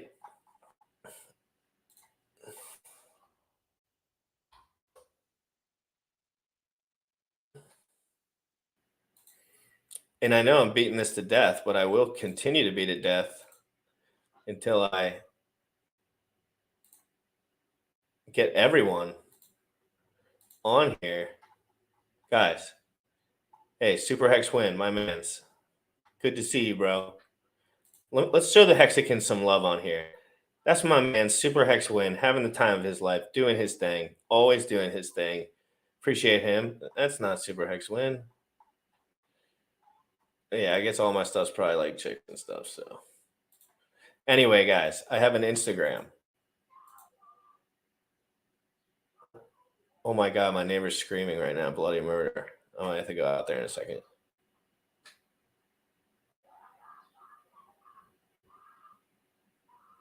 Holy shit, there's like some murdering going on next door. Oh my God, if you guys could hear that, holy smokes. I might have to get up for a second, make sure no one's.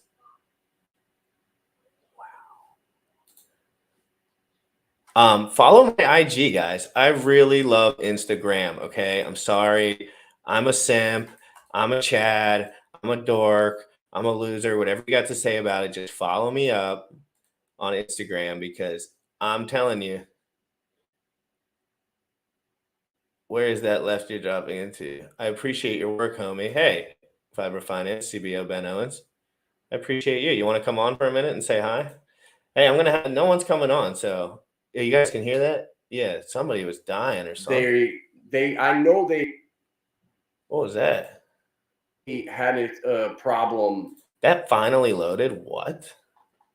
Guys, I'm a crypto analyst, DMV, Baltimore, crypto staker. I'm a turtle, and I go live every day on YouTube.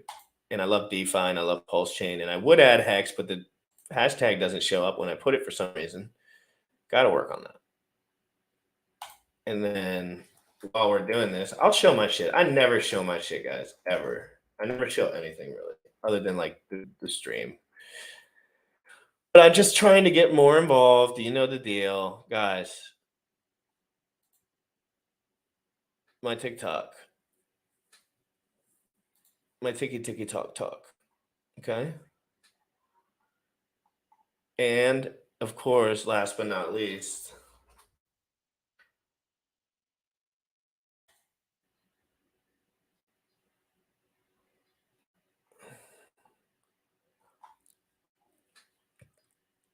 Jim Rat Crypto, guys. Get on here, tag me up. I'm active all day long. Active, very active.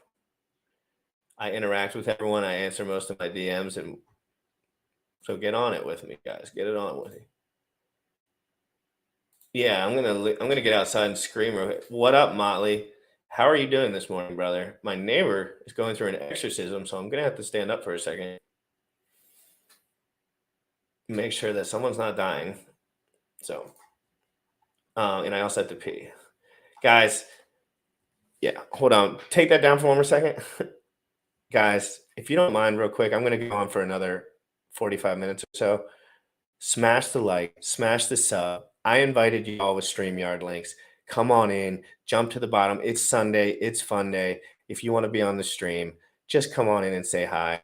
Otherwise, I'm just going to be talking my ass, chilling my stuff, and hanging out with everyone, reading comments. I don't have too much time to do this. If anyone has any questions for me personally, about my personal life, about whatever crypto, about anything coming up with preparation for Pulse Chain, about anything, leave it in the bottom below. This is an opportunity where I can read all the stuff because I don't have a topic today, which is great. I'm enjoying it. It's amazing. I feel free. I can say what I want. I always say what I want, but thank you. I'll be right back. But don't forget to tell them about the 24-hour Pulse Chain live stream, which I will let them know about.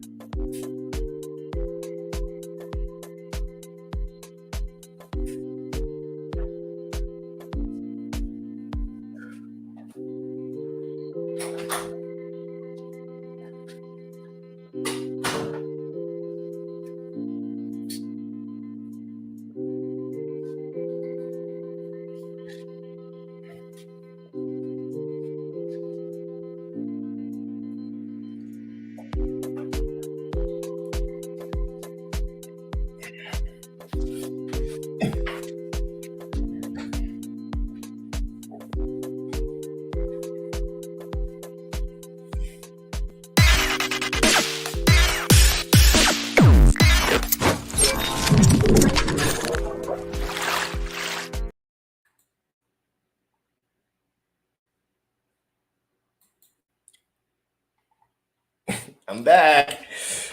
Okay, hit me up with a DM. I'm hanging out the hotel, brought my stream gear, Hex Deck. You got it. Give me a sec. Give me a sec.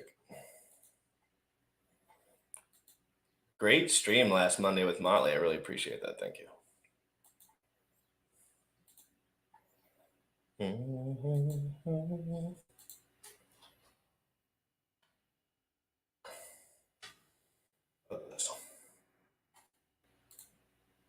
Boom. What day is the 24-hour sprint? That's a great question. That's a question I've been wondering myself. Right in your face. Right in your face. Yeah, I don't know. Whenever it's launched. So it's going to be a 24-hour pulse launch stream. It's going to be absolutely electric. It is going to bring a lot of, it's going to be cool. We're going to make it as cool as possible, I'm pretty sure. Nor,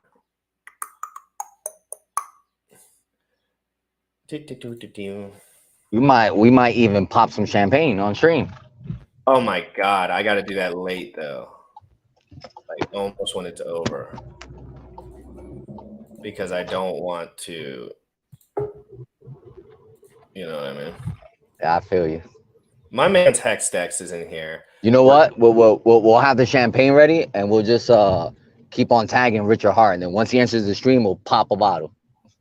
Yes. Well, we want to, you know, I don't know, dude. I feel like the day is going to be wild, dude. Oh, I know it's going to be. I'm looking forward to it.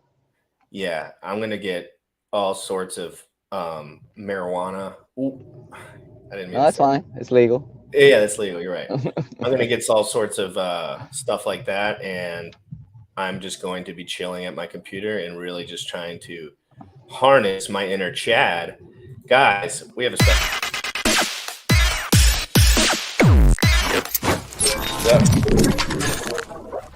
Audio here. Can you hear me? I can hear you, bro. Okay, sweet. Yeah. No, I never took the stream gear on the road, so I was like, I got this. Here we go, man. It looks great. I was just hanging this weekend with Ballet Brand. So what? Yeah, we met up here in Portland.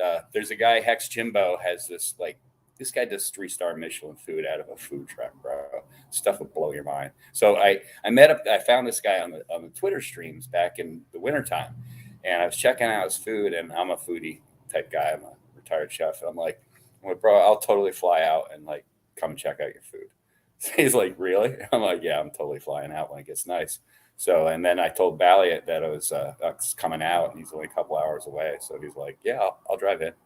Yeah. So we just hung and chilled yesterday. He just drove back this morning. He's going to be doing streaming this afternoon. So yeah, fun times. Yeah. Somebody just mentioned that I don't seem nervous when the stream gets dead, and that's because I literally don't care, and I'm very tired all the time. Like, no, I'm saying, but that was a very nice comment, because I appreciate that. That's a good thing. It's like when you have a positive attribute, but you don't know it's there. It's like, he's like, I like how you're not awkward or nervous and you just keep streaming. Right. Like Sam could have got off and I could have been all like, oh, what are we going to talk about? But I was just like, why don't we just keep inviting friends on until someone comes on and we just chat? Yeah, totally.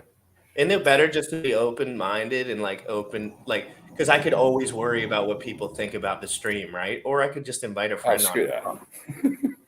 You know what I mean, though? Yeah.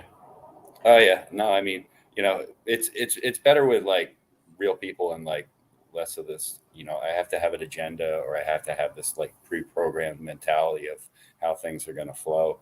It's conversation. Yeah. I mean, last night we were having conversation. Holy moly. Like, yeah, we met up for dinner like 7 o'clock. Before I know it, it's like midnight and we're turning into pumpkins. But it was just great crypto talk. It's incredible when you find like-minded people, because it's hard to find. Yeah. In general. Like in the internet, it's not hard to find, but on Feet, it's hard to find. My experience, I can't talk to too many people on Feet about the stuff that I think about. Nothing on them. It's just the way it is. Sure. Yeah. What do you do? What about your fitness journey? Let's talk about it. I saw a shirtless picture of you not too long ago, and you looked really good. What's going on? Where are you at with things? How are you feeling? Okay. I'm feeling great. I mean, mental clarity and stuff like that. I was just telling my dad back in New York, I'm like, I felt like I was back when I was 35 before I got married type thing. I started doing this actually, just this whole idea change that I had after the Vegas meetup. And my situation was I got hit twice, like in 6 months with the COVID stuff, and it just decimated me. And I went down to 150. When I weighed in, I was 150.4 pounds, and just like, I just changed lifestyle. I mean, just woke up one morning, it's like, I'm not eating fast food. I'm not eating frozen food. I'm just going healthy and clean. Can't hear you, sir. What sparked it for you initially? Was it just self-reflection? Yeah, well, it was one of those things like, when you're sick that way and you can't eat for 10 days and just drink water, it's like, I'm like, not like this. I'm like, I'm not going out as an opportunity. What's that? You almost leveraged it as an opportunity. Oh, sure. Yeah, it was because you flushed your system out and you were like, well, this is a good place to start. Yeah. Yeah. I mean, we did a lot of tipping, back in Vegas and stuff, and just totally eliminated that. Bally and I were talking about it last night. It's like, we just cut out the nonsense and get to it. But I just posted, I was teasing Sam this morning because I'm at the hotel and I'm like, no excuses, man. Like, even though we were up till like talking till like midnight last night, like 5:45 this morning, down in the hotel gym and just getting it done. And, I'm at 100, I'm averaging between 163 to 164 pounds right now. It's probably figure I started kind of a week before the fitness challenge. So it's been about 3 weeks. Yeah. Yeah, man, you've absolutely been crushing it, and your updates are motivating to people, because you were one of those guys who was really on the fence about, you were like, I don't know if I want to show a bunch of pictures. I'll still do it. And then you said, screw it. You were like, just like you did with the food when you got sick or when you were when you lost all the weight and you weren't eating, you were just like, screw it. Like, I'm just going to use it, because you've done enough of life experience at this point. You know it works. You're like, I've done this before with other stuff. You just got to dive in. Yeah. And I'm not doing it for other people. I'm not doing it for clout chasing. I'm not doing it because, what others may respond positively or negatively back to me. I'm doing it for me, Yeah, bro. I mean, it's one of those things where it's like, and Bally and I, he's a great friend. Him and I have had conversations since the first time we met up in Vegas. And shout out to my boy, this guy is 100% real. In person, on stream. He's the best dude. Yeah. He's the best dude, period. and him and I were talking about it, is the fact that, you know, it's like, you know, the whole aspect of just, you know, like what you've done. We talked about you, you know, in a very positive light. It was like, you know, I told him, I said, I am so appreciative of what you and Sam are doing with the Crypto Fitness Challenge, because of the fact that it's, you know, it's bringing something that's needed. You filled a niche that like nobody capitalized on, and you're doing it excellent. You know, you're just crushing it. And, you know, there's so many positives that are coming out through the community, because they're tying their crypto, their health, their lifestyle, which, you know, all great, you know, kind of Richard Hart type inspired ideals. You know, because I told him, I'm like, we've got all this money. It's like, we might as well live as long as we can to, you know, enjoy it and share it with others. No, I 100% agree. It's just, yeah, no, I 100% agree. All these people, I just came in from my community, self-help. The community I'm in cares more about heart health and finances. And I swear they do. Yeah. Period. Like they pay attention to their heart health, and they could care less about their crypto investments compared to that. So it's like, I'm even with 1% of that, I'm not necessarily like that, but like a lot of the people I rolled with were. So I brought that into here. I was like, y'all are older. You guys got to check your shit quick. Yeah. You got to survive this shit. Like, yeah. I'm 28. I don't need a heart check. Like, I need my boys to get heart checks so we can keep this thing moving. Like, yeah. Richard included, everyone included. It's just like, if you're 35 years or older, you need to go to the doctor and make sure you get a coronary artery calcium score. Oh yeah, I got that on the checklist. I'm 54, bro. So, yeah. Well, you know what I mean? I just say that age because that's when they start accepting it through insurance or whatever. Like, they don't do it for me. They wouldn't even let me go in there and do it unless I paid out of pocket. But because it only reflects at a certain age, because plaque buildup over time degenerates and regenerates. But like at a certain age, you can tell. But when you're young, it's a little bit more variable, if that makes sense. Yeah, absolutely. So again, there's lots of nuance to all that stuff. I don't want to go into that. Let's get into crypto for a sec. Okay. What the heck is going on? Your opinion, you've been in the market. You've seen this stuff happen generally over and over again, probably to an extent. What are you seeing now that's different maybe from past experience? And what is Hex to you, kind of that difference? Because clearly you're like a Hexican full-blooded. Yeah. Well, let's see. Just kind of give people a frame of reference. I first got into crypto November 4th, 2016. Bought my first 3 Bitcoin. Back then, it was $634 per Bitcoin. And that's kind of how my journey started. So I've seen, you know, some of the rodeo, you know, with the ups and downs through the 2017 cycle, what we're going through now. And I mean, the biggest sea change, you know, outside of what we're seeing, what's going to happen with the Pulse Chain launch, which is just going to be such a positive, effect in the company. But some of the stuff like Sam was talking, like the S-curve change and the adoption. I don't watch television. You know, I'm here at the hotel, so there's TV there. So I turn on the news cycle this morning, and the 2 top stories, like leading off at like 6 o'clock in the morning, were one, the unfortunate, you know, shooting in New York, but also the second. When was that? That was last night at a grocery store. 10 people killed by some like 18-year-old. Just random, senseless violence. Horrible shit. Terrible. And the second news cycle item was cryptocurrencies. You know, is the market doomed? But see, the fact that they're they don't know, you know, what they're talking about to begin with. But the fact that that's leading at a 6 o'clock, you know, time on the news channel tells you the interest that people outside of crypto are starting to generate towards the market. Because if it didn't lead, if it wasn't popular, they're not showing it. But market down cycles, you know, I'm still locked in. I have my, what I call them, we were talking about, I have my last powder keg set for, you know, I'm looking for that you know, I use BTC as a gauge. I'm looking for that, you know, 15,000 to 10,000 capitulation dip, you know, that capitulation wick where, you know, it's over. I mean, we're not over yet. So we're still riding through that bear cycle. As a Hexican, I'm all positive about, launching whenever Richard decides it's time to launch. It's time to launch. But I'm all in favor of launching in a bear market. I mean, look at the success we've had with Hex. It's going to be that shining city on a hill that in desperate times, where do people look to? They look to places with answers, with options, with something that's like, hey, check it out. This is different, and I think we're in a strong position, Yeah, no, I think we're in the only strong position right now. I mean, there could be some other good things going on in crypto. Crypto is very vast and large. Yeah. But you know what I mean? Like we're clear, we're here, top 10, Richard's vocal, we're vocal. We have stuff all stuck all over the internet.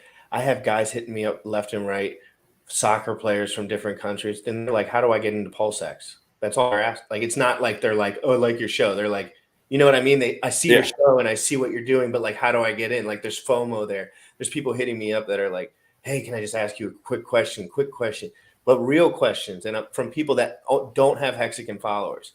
And I'm starting to notice it like crazy on Instagram. On Instagram, people are hitting me up and they're like, I saw your show and I started looking at your stuff, because people like to interact on Instagram because the DMs are kind of a little bit more gentle. Like not as many people DM on Instagram as Twitter. Gotcha. So it's like, I can actually get to them, right? Where in Twitter, it's like for me at least. So it's just, and a lot of them are stupid questions from people that just because I have a show, they think I'm just, but there was a guy yesterday, he was a soccer player, he's a professional, he's from like UK or something, and he was just asking me like, what's the best play?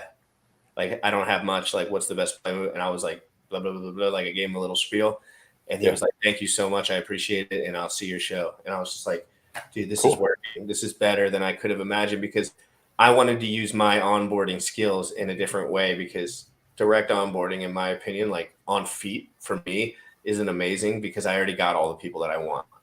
Mm-hmm. Everyone else is just like a pleb. Or the people that I wanted that weren't plebs just didn't buy it. And I was just like, all right.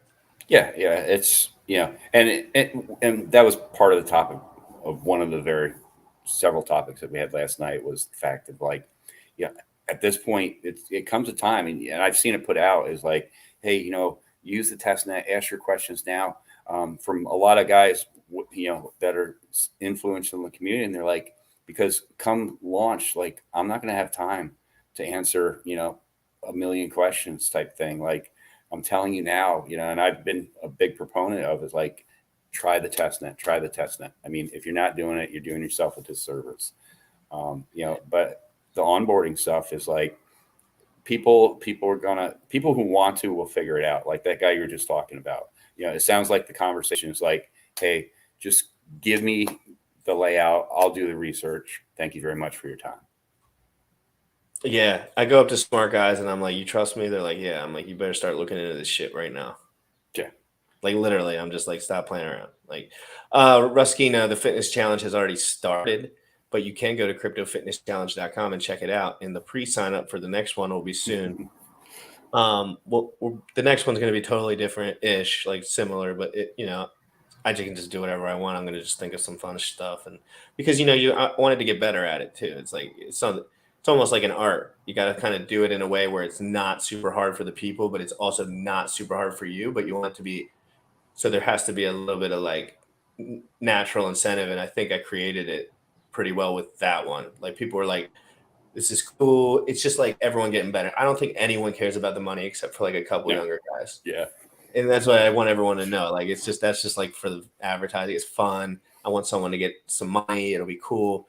But in general, it's like there's 450 people signed up. Like, is it 450? That big? That's how many sign up. So okay. Yeah. But I think 250 are active. Oh, that's what it is. Yeah. I thought we were looking around the 250 number. Yeah. Yeah. That's 450 and about 52% are active. Okay. Mm-hmm. Yeah, I wrecked myself over the past 2 days as far as the numbers. Officially meet you on screen. I'm sorry, what? Pleasure to officially meet you on screen. Oh yeah, you too, Bullish, bro. I still appreciate, and I talked about that video that you did on the pie and the Trezor. Why don't we talk about that for a second? Okay, yeah, sure. I don't think anyone in here even knows about that. I mean, a couple people do, but like for the most people, this is actually a really cool video. Do you want to pull up the page that it's on, and I'll drop, or you can drop the link? Sure. Give me a sec.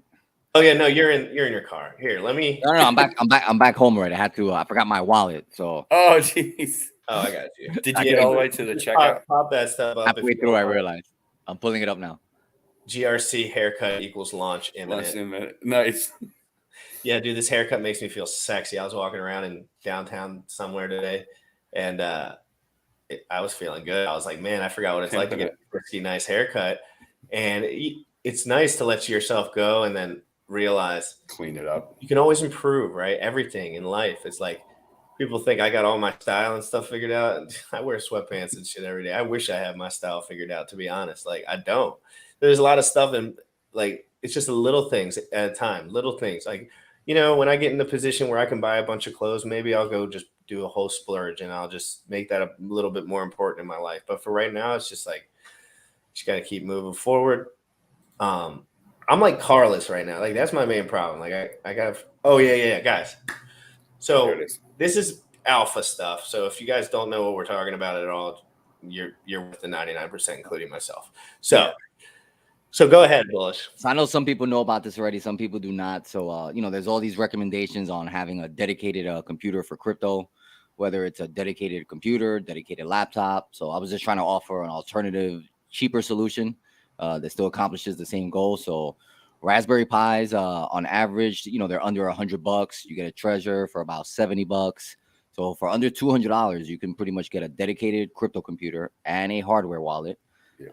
That's portable and safe to use because it's Linux based. So I'm not gonna go through the whole video, but I'll just scrub through you know, just a few of the points so people get an idea of what we're talking about. This is a Raspberry Pi.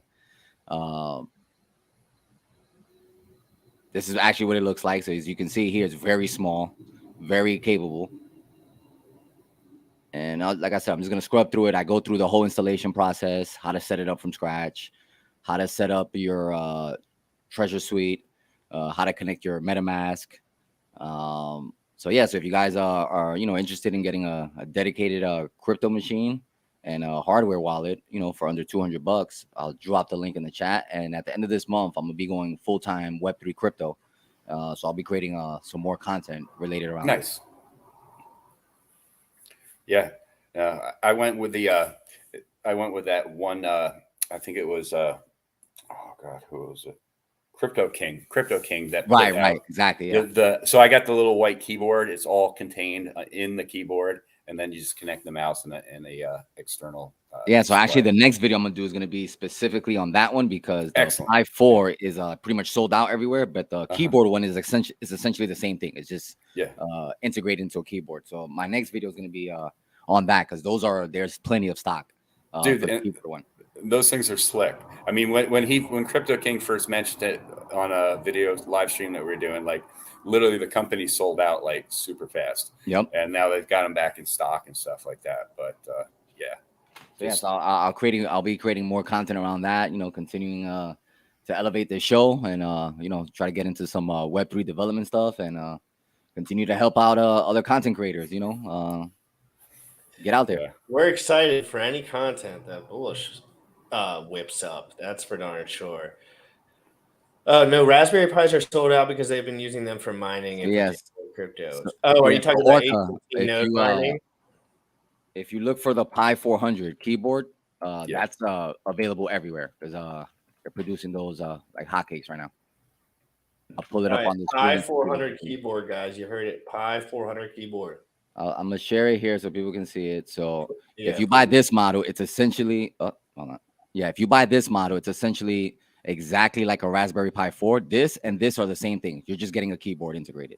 It's literally the same thing. So these are readily available pretty much everywhere. Plenty in stock. Nice. And the benefit to this is the price, right? The price, portability. You know, you can easily hide it. You know, it can easily be updated because it's Linux software. Everything runs off of Linux, so you'll have no issues updating it in the future. Like, you know, technically the hardware won't be outdated because you can pretty much run Linux on anything. When you say everything runs off Linux, what does that mean? Everything, the entire web. What is Linux? Linux is just an operating system. So web servers run off of it. Data servers, file servers. There's a few instances where it's Windows only, and that's like a lot of like .NET applications and stuff like that. But for the most part, majority of the internet and everything we're interacting with is powered off of Linux. Unknown, right? No, it's actually known. So like, but yeah, I know, but generally people are like, when you talk about the major of the populace is OS and Microsoft Windows. I mean, so right, exactly, right. People are like, what is this strange Linux product you talk of? So and the good thing is that once people get into it, they realize like, oh, it's not that difficult. Especially if you're doing like basic stuff that you would do on any regular Mac or Windows, you can pretty much do the same thing on Linux. So can you when it comes to buying Raspberry Pis used, and I don't buy any of this stuff, I ain't never bought any of it, but I see them online all the time. So can you clear them in some way, or like check like visually that they're okay? Or is it not if it's third party in any way? Yeah, like for me, like personally, it's not really that much of a concern because I'm not doing anything that I need to worry about. Like, oh my god, like, but for the purpose we're using it, it's perfectly fine. You connect behind a VPN, just give you an extra layer of security if you want. Crypto Curricula Orca says Trezors can be hacked, ledgers can be hacked, things most folks will never need to worry about, but you can just create your own cold storage wallet. Yeah, and my current argument to that is that everything can be hacked. So what does he mean when he says create your own? You can pretty much use like for example, you can use a Raspberry Pi to create a wallet, basically. Like. So your Raspberry Pi can be a wallet. There's so many different ways. You can a wallet. The same way we're using like MetaMask and Treasure, you can pretty much configure open source software. Oh, so you literally just put in the software yourself? Yeah, and like, and if we're gonna be honest, like a lot of the stuff that's powering the software on these devices, I'm pretty sure it's Linux based. Yeah, Linux is open source according to PVM Crypto. Yeah, I'm pretty sure Treasures and Ledgers, whatever software they're using internally, is probably Linux based. Not true. I can create a cold storage that has never been touched by any other human, and that can be multi-sigged. Not true to what?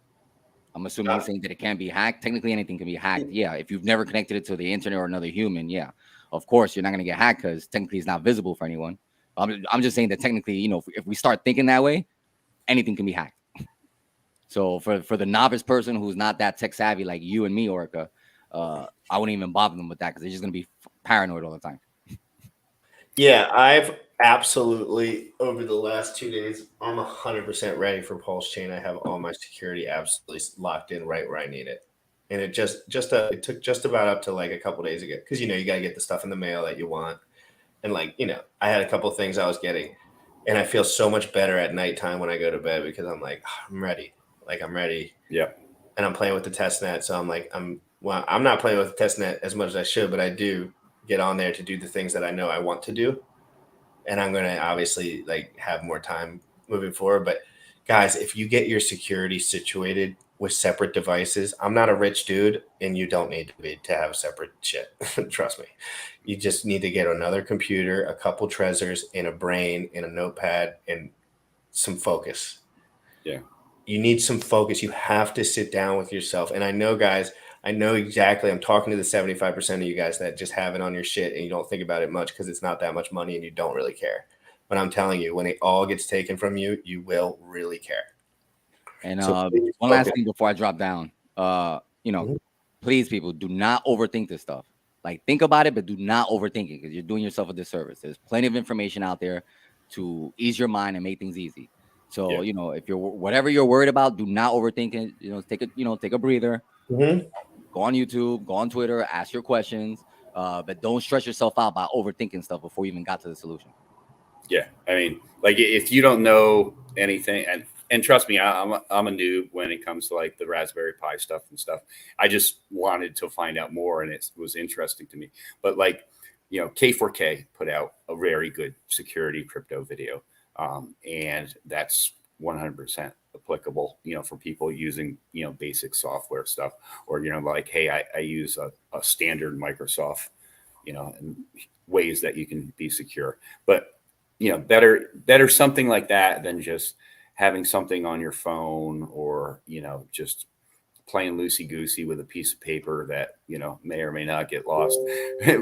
Valley and I were talking about, our mistakes along the crypto journey way. I still remember, one of mine was early on. It was only like 3 weeks after I bought my first Bitcoin, and I set up this wallet app that was on the phone, and I transferred like $97 worth of Bitcoin to it. Not a big deal, right? $634 per Bitcoin, put 97. Well, number one, I never wrote down my seed phrase. Number two, I figured I was going to be smart. So I was going to take like 2 passwords that I used and like merge them together. Well, that and 3 glasses of wine, I promptly forgot the password I used. Needless to say, I cannot access that wallet. So, I laugh every time because I do the math of what $97 worth of Bitcoin back then is worth now. But, learn, it's part of the learning. It's own that journey. And, but you don't have to make those type of mistakes. There's so much good content and information within the Hex community that people have put out for security. Just avail yourself of it. I'm telling people it's not even about the content. It's about looking in your mirror and telling yourself that you need to sit down and pay attention for a minute, because people are just anxious. I don't know what the point of anxiety is. I have the same problem. Like, I get anxious and then I'm just like, that's something I could do tomorrow, right? I could do that. I could have done what I did yesterday with my security tomorrow. But at some point, you just got to get your checklist and you got to write your stuff on your checklist. Bullish, he was asking where he can safely get a Raspberry Pi. What are you the most excited for as far as going into Pulse Chain? Like, what are you the most excited for you individually, like with the place that you're at financially, maybe resources that you could use potentially, stuff like that, like Pulse X? Is there anything you're looking forward to in particular as far as maybe a better way to move your money around? Maybe like, because I know a lot of people are excited about the Pulse X staking feature because they keep their Pulse X, right? So just tell me a little bit about what you're excited about.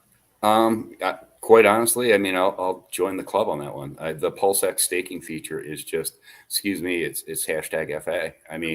And it really is, bro. And it's so simple. It's like no brainer. Don't get rinsed.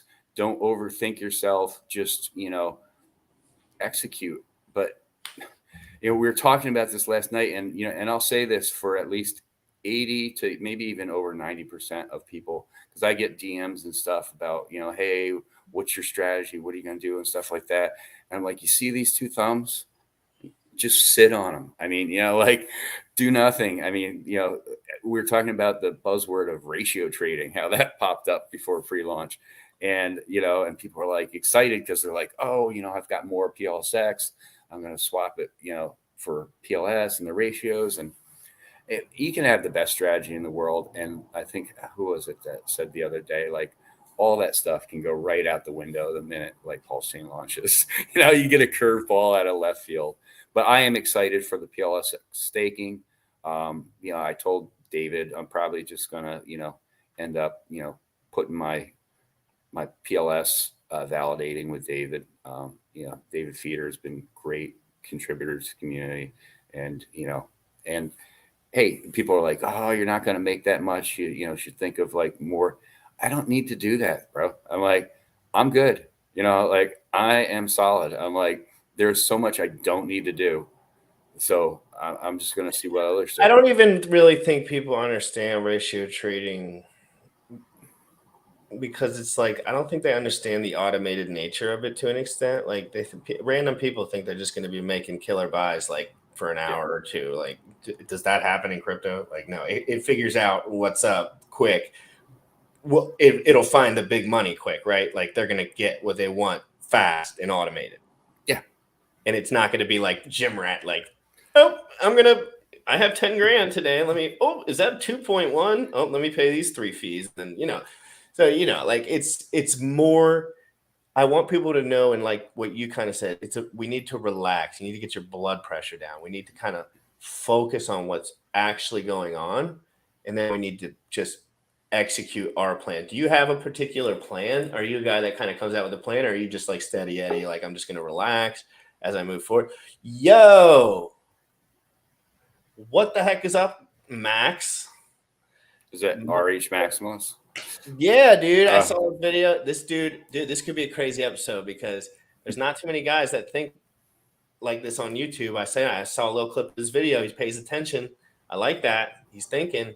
And that was a great point about the we can talk about that more too, because that was before I was around when actually we'll just bring him on. Guys, RH Max, let's do a little sweet transition.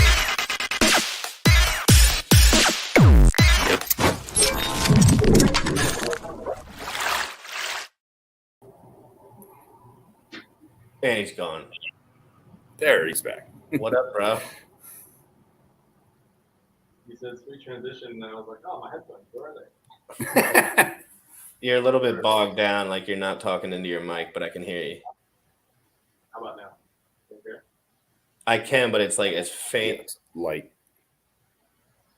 he's all right. He'll come back. Yeah, he'll figure it out. Hey, come back when you get that figured out. So yeah, we were. So plan. I definitely I have written out strategies. I've shared them and stuff like that. But long and short of it is I'm open and flexible. I mean, and like, why do you have to do something in the first 3 weeks? You don't have to. Your awesome introduction. Every time I plug in the AirPods Pro, if I don't have them like connected on Bluetooth when I join the stream, it always does that. It always kills my audio. Yeah, it does do that. You got to make it's either a plug-in and if it's a plug-in, it'll automatically do it. But if it's not, you have to manually adjust it. RH Max, how you doing? Doing good. Yeah, I saw on the stream there. It was like, hey, jump on Jim Rat Crypto's stream. I'm like, okay, yeah, you're not Jim Rat Crypto, but you sound like you know him, so I guess I'll come on. So now, have you been in the? Do you guys know each other at all? No. Yeah. So can you tell us a little bit about yourself? Sorry? Can you tell us a little bit about yourself so I can have some reference? Yeah. So, I like your video off the jump. Like I can tell you know what you're talking about because that's a pretty detailed, nuanced point that most people wouldn't even care to mention. Which video are you talking about? Oh, I'm sorry. We brought up a video of you talking about why they didn't swap to Hex before they sold. The wallet that you guys were looking at. Yeah. Godwell in the 7777 East. That one. Mm-hmm. Yeah. So, anyways, Max, RH Maximalist, following Richard since 2017. Day zero, everything as far as I know. Gonna keep it going in that way. Just started a YouTube channel not too long ago, the RH Max channel, and that's what these gentlemen are referring to. Sounds like been pumping out content much as I can, interviewing folks. Maybe I'll have you two on someday as well. But we're definitely growing, and people seem to like the content, and it's been going great. I'm having fun just talking about RH stuff and Pulse and Hex and everything else. Have you been focused and paying attention for most of the time, or did you have any lag periods in there where you were doing your own thing and you were like, I like this crypto stuff, or was it pretty much were you locked in?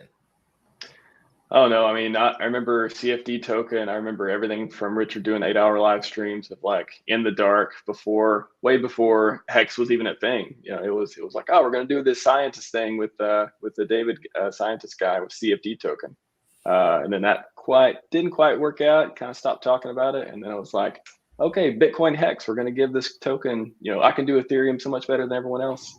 Ethereum tokens, at least at the time during the ICO period. No, I think once I got into Richard, once I got into self-development, and then definitely once I got into Hex and saw this stuff was for real, there was no stopping. It was like, man, I'm just going to keep consuming, going to keep on the money train and the wealth train, the knowledge train, and you learn so much from this guy. What initially sparked you to want to make content? And because clearly you've been paying attention for a while, and now did you like have a switch up in your schedule or something where you had more free time, or was it more just like you were just like, this is something I want to do? Yeah, that's a good question. It was sort of, again, I've been around this whole time. I just haven't really been interacting until the last couple of months, but I don't know. I just thought, hey, this is maybe a good time. Like I see so many other people producing content. I feel like I'm a stable intellectual individual of some kind. I think I could probably do this. Doesn't look too hard. So I thought, hey, maybe because I always want to talk to people. I always want to share my thoughts. And if you follow me on Twitter, you see I'm not only posting a lot of Richard Hex retweeting stuff. I'm talking about. What is your Twitter? RH Maximalist. Nice name. Yeah. I think I know you. I just didn't know it was you. Yeah. I think funny enough, I think we had a run in maybe when I first got my Twitter account, and somehow you and Orca and a couple others thought I was a spam account. You remember that? And you guys were like, block this guy. And I'm like, wait. Don't no, block me. I think I was, oh yeah, no, that was me. You said something and then I must have been just reading spam and it was like similar, but it just didn't happen to be spam. It was like, anyways, it was the most panicked, funny thread though. It was like, no guys, stop, please don't block me. I got noise popping through. Sorry, that's me. You're good. Playing with my phone. So I think that was our first interaction. Funny enough. What are you guys the most excited about moving forward? Not from a streaming point of view, but we're in a bear market. We got Pulse Chain coming out. What things are you concerned about potentially? Because I always like to go there first. And what things are you excited about? So you can go first and then Hextech. Okay. We'll flip around. Most excited about it. I think just we keep getting this timeline. It's I don't know. There's something recently on Twitter that was said it's definitely happening in May, which take it with a grain of salt. It sounded like somebody knew something. So I think everyone's talking about the timeline, but just what's going to happen once the pre-bridge comes. Like if you have Pulse, for example, are you going to get this insane deal because everyone's going to be wanting to give you their VHEX, for example, or their PulseX because everyone wants Pulse. It's just this crazy Pulse? Train. Yeah, everyone wants Pulse. Everyone wants and I don't know. You say that? I'm just curious. I just for pure point of view.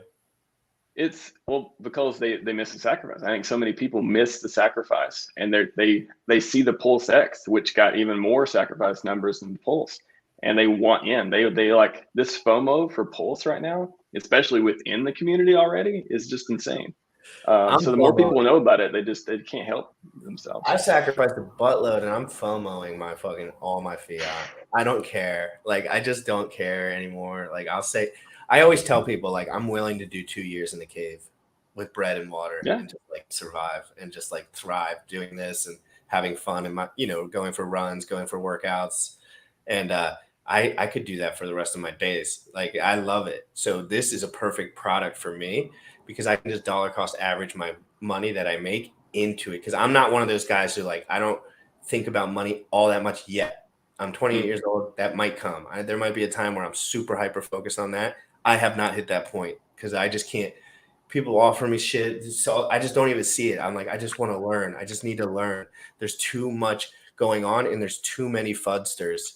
There's too many people online saying stuff. And I was just like you. I kept going on YouTube and I kept hearing people say stuff. And I was like, this sucks. I was just this could be better. This could be more valuable rather than more fluff, right? Because really, at the end of the day, we're talking about finances. It's kind of technical. Yeah, I think what I like to do is interview people too. I like to get to know what people think, and more than just the Richard Hart ecosystem too. What's your morning routine? What gets you out of bed? What motivates you? There's more to life than crypto and money too. But hey, if you can have both, wealth, wisdom, happiness, hey, let's hit the trifecta. Let's get it all. What do you think about the whole what was your drive coming in? As someone in a totally different position as me, you might have had money before, not money before. What was your drive as far as getting in here? Were you just looking? What stuck you to the community, and what do you think? Just your whole opinion on that kind of stuff. Well, my whole drive, and I didn't come from money. I didn't have the silver spoon in my mouth. I mean, and I've done my story on with Nerd Girl and on Bally's channel. But my back history is, bro, I rode, I came from New York, originally from New York, and rode into Bozeman, Montana, broke as hell. I had a Volvo station wagon, my dog, and my Navy duffel bag full of my gear, no place to live and no job. So broke as fuck. And, but I mean, the thing with Hex, I was Richard Hart back in the days when he was doing self-help stuff. So I remember the whole fluid dynamics, Bitcoin Hex. And I mean, I was on board with who his personality was and the developments that went on with the Hex community. And I was day one from, with Hex. And being a fiscally conservative guy, I say this, I only went in with 25% of the dry powder I had to pull. And I didn't have a lot of dry powder. I'm the guy who went around collecting coins out of automobiles as an auto detailer for 2.5 years. And I took all that change I collected, pennies, that's where all my nickels, money and went. dimes. Yeah, I got it, bro. Yeah, thanks. I really appreciate it. But I mean, people leave it in cars they trade in, not customer cars, but cars that are traded into the dealership. And kids, the high school, or excuse me, the college kids that went to college, they would take the change and like literally throw it at my bay to the crazy old guy, the crypto crazy old guy.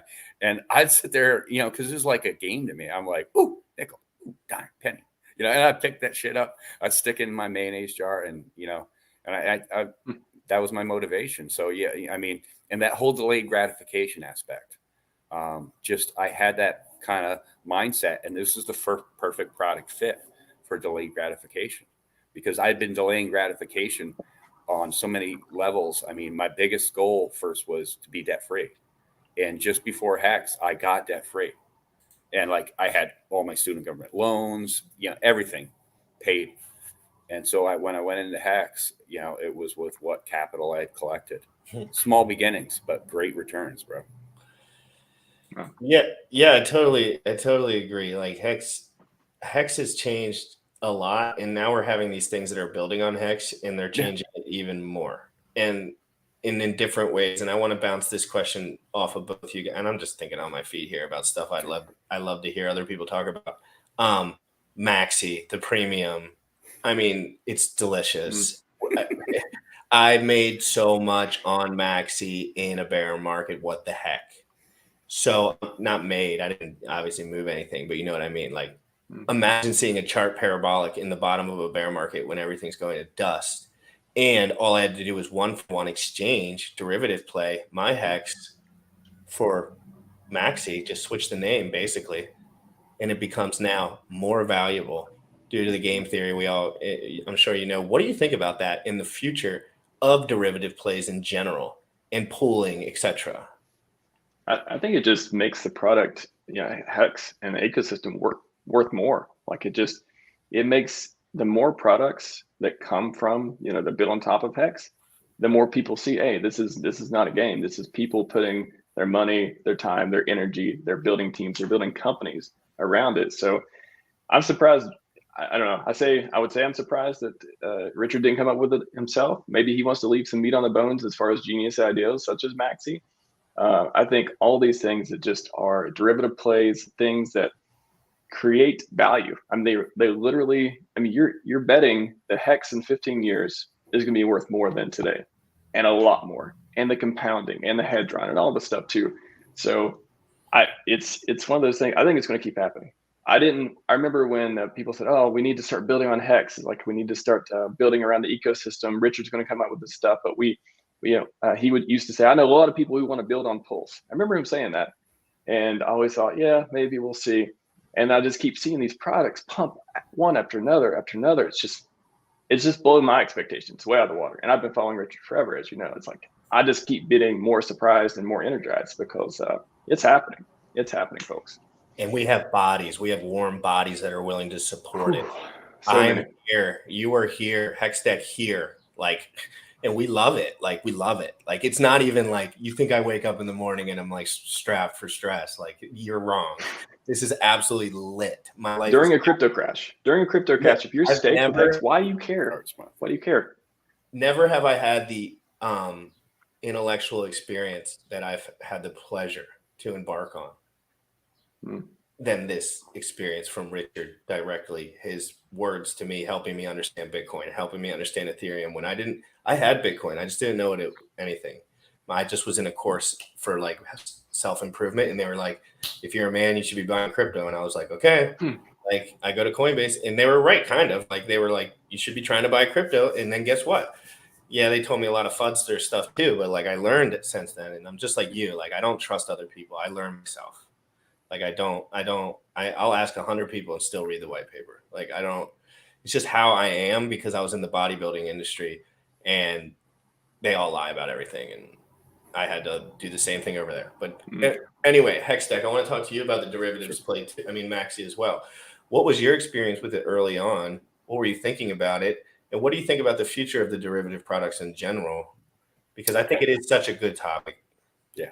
I mean, not to use a coined phrase, but I aped in on Maxi. So I was in a unique position that I had a lot of dry powder that needed to be deployed, because I was looking at the ratio numbers of the U.S. government coming out and basically saying, you know, hey, we're inflating you're devaluing your dollar by 8.5% this year at just to start. And, you know, we all know that's a different percentage in reality, but I mean, that's their numbers, right? I'm just using their numbers, what they're putting out. And I'm looking at this fiat opportunity cost that I'm missing. And so I'm just like, I'm not just going to let this fiat sit there and rot. So, I mean, I was just aping in for the first 2 weeks. I handed it to everyone too. I said, 3 days before launch, I was like, the premium is going to be redonkulous. But I saw early on the you know, and you say correctly, the derivative value play. Like if people, we were talking about that last night about, you know, the alpha percentage. Like if people really do the math and do their research, like we did the spreadsheet live. So we did you did? Okay. I'm like, we spreadsheeted it. Sam spreadsheeted it live with the 4x bonus on the Hedron. Okay. All right. Yeah. And the only hard part is the speculative value of Hex. Sure. But we did it at a very, very, very conservative number. Yeah. And it was still just like blow your face off numbers. And it was just like, it's ridiculous. And people say, you know, about the, you know, the attack vector thing. And okay, yeah, I get the point, but as far as what's the attack vector thing? Oh, just saying that because it's a derivative play and it's not the direct third party risk in any way. A second layer, a third party. But I mean, Richard did actually mention this. Like if you go back, there's a stream where he sat there and said, you know, like, I am surprised nobody's done this yet. Like about the exact thing, you know, a pooled stake, you know, a shared pool stake, which I love because of the fact that there is no admin keys there. You know, it is, you know, contractual code. It's trustless. And, you know, it does encourage, like for me, myself, like what I have there, as soon as it duplicates on Pulse Chain, like that stuff's going into a deep vault, you know, that doesn't need to be seen until I retire at 69. And at the end of the 15 years stake for the Maxi token and redemption, I'll be hitting Social Security numbers, right? I'm like, you know, hey, that'll be a beautiful thing. I mean, but you were talking about exciting about derivative plays, like other things that are coming out, like Hedron. Hedron is a derivative play. I look at that, and I'm not saying this in a belittling fashion, but I think it's before its time right now. It's kind of like the little engine that that as economic growth and things, as we go into the Pulse Chain network and the growth and the development, that we will see, you know, a stronger move in that derivative product as well. Now, I'm bullish on, if I'm bullish on Shiba Inu, I'm bullish on Hedron. Yeah. You know what I mean? Like, definitely. If you look at these charts for the speculative value assets alone, like they're way more volatile, but Hedron's nothing like that. Like, and I'm just talking about pure speculative. That's just like the bottom layer of Hedron. It's very cheap, so people like to buy it because there's lots of zeros. So it's like they love those zeros, right? Yeah. What's that unit bias? Right, and then it's just so I really do like Hedron. I've been looking into it more as I go through, and I'm becoming more bullish over time because it's a little bit harder to understand because you have to do a little bit of forward thinking with the economic mass when you're talking about the HSI stakes and the so it's a little bit forward thinking, so it's all speculative, but I'm telling you guys, it will probably move with Hex in one way, shape, or form, and people like to be on those rides. Yeah, those are fun rides to be on. And I pulled the potato play like Hexo did. You know, like they busted on Hexo about the potato play because I mean, basically I went in for any of my short stakes. I minted my Hedron right away, and then for any of my long stakes, I just claimed them. It's a grand experiment. Honestly, there was no deep thought about this. I'm just like, this is my experiment. This is what I'm going to do. 50-50. Well, it's not like you can stop claiming though, right? Even if you claim in the middle of the stake, you can, you wait a month or two, you get more Hedron. Oh yeah, for claiming, right? And as it well, no, the continues claiming with is just the multiplier lock. Or sorry, the yeah. minting. Yeah, so the no, multiplier lock's the only reason you want to interact with the contract, because you want to just make sure you press that button. But now we're about to be at 1x anyway, so really it makes no difference after that point. But if you mint, you're one and done. So when I minted, like that's it. There's no more claiming afterwards. No, wait. What? If you do Am I it missing first, it? yeah, no, I think you're missing it. I think Okay. so. Basically, what you can do is, if let's say I had a bunch of stakes and I went on to Hedron contract for the first time, there's two options. You can claim, yep, which means that you're claiming that bonus and it's just going to start adding with that bonus, or you can mint, and that means you'll mint the actual tokens from the B shares prior, but nothing changes. You're still getting B shares in the future. You would just have to press claim in order to get the bonus. But I'm pretty sure if you press mint, you might lock in that bonus anyway. I'm not even sure you don't. I think I think you do. And that's what I was saying too. You can mint. I'm pretty sure. I mean, if I went now, say I claimed Hedron a month or two ago, or I minted Hedron a month ago, let's say that, I can mint more Hedron now since my stake keeps going. So it keeps accumulating over time. So if you want to mint it, I mean, mint just means eject to wallet. I think like when it's just like mint just means this can now be going to wallet, and claim just means we're going to keep it on the system and we're going to start keeping the numbers. If you look at a Hedron portal, you can see how much you can mint right now. If you've already minted or already claimed or whatever, you can see how much you can mint today, and you can. And there's different strategies around that and all that stuff. I'm just saying technically, you can. You can if you have a 15-year stake, you can mint it year 1, year 5, year whatever, as far as I know. Yeah. Can you tell us a little bit about what you know, both of you guys, if you don't mind? And if you guys just go back and forth, I have to use the bathroom really quick, and I can hear you. What can we hear you? Can you tell me about a little bit more about Hedron? Because I want you to know that I'm a bit of a noob with the Hedron, but I'm good at learning. But I just I went at it initially, and then it kind of got lost in the news because there was a lot of news, and now I want to revisit it before Pulse Chain so people can have the facts. Can you tell us a little bit about what you know and maybe some nuanced points, because you sound pretty intellectual, so you probably think about this. Yeah, go ahead, Max. Yeah, thanks. I mean, I know a little bit about Hedron. I would say that I knew a lot more. I wrote a blog about it on the rhmax.org blog, if you're interested. So I was really deep into it when it first came out, and right before it came out, especially, I made a blog post called "The Case for Hedron," and why we weren't going to get emergency unstaked and all that stuff. Probably, all the kind of stuff that was going around back then. Sure. But yeah, it's encapsulated stakes. It's you can use the portal. I think it's hedron.pro /app or something, and you can create stakes that are basically become NFTs, and you can trade them, and you can claim Hedron, the token, against stakes that you have. And so claim versus mint, and I went into it on the blog a little bit too, if you want to read about it. But as far as I know it's been a couple months since I deep dived into this, but claim locks in your bonus, just like GRC said. And mint is you want to take the Hedron that you are eligible to get, that's based on your stakes and all that stuff, and you want to put it into your wallet. You want to mint those coins, put them into your wallet. And like I said, if you've already minted, you can claim and never mint for a long period of time, or you can mint. But once you mint, you can't claim the bonus. You can't go backwards in that way. Yeah. But once you mint, you can, if you got a 5-year stake and you minted yesterday and you're like 20 days in, you're going to be able to mint a little bit of Hedron.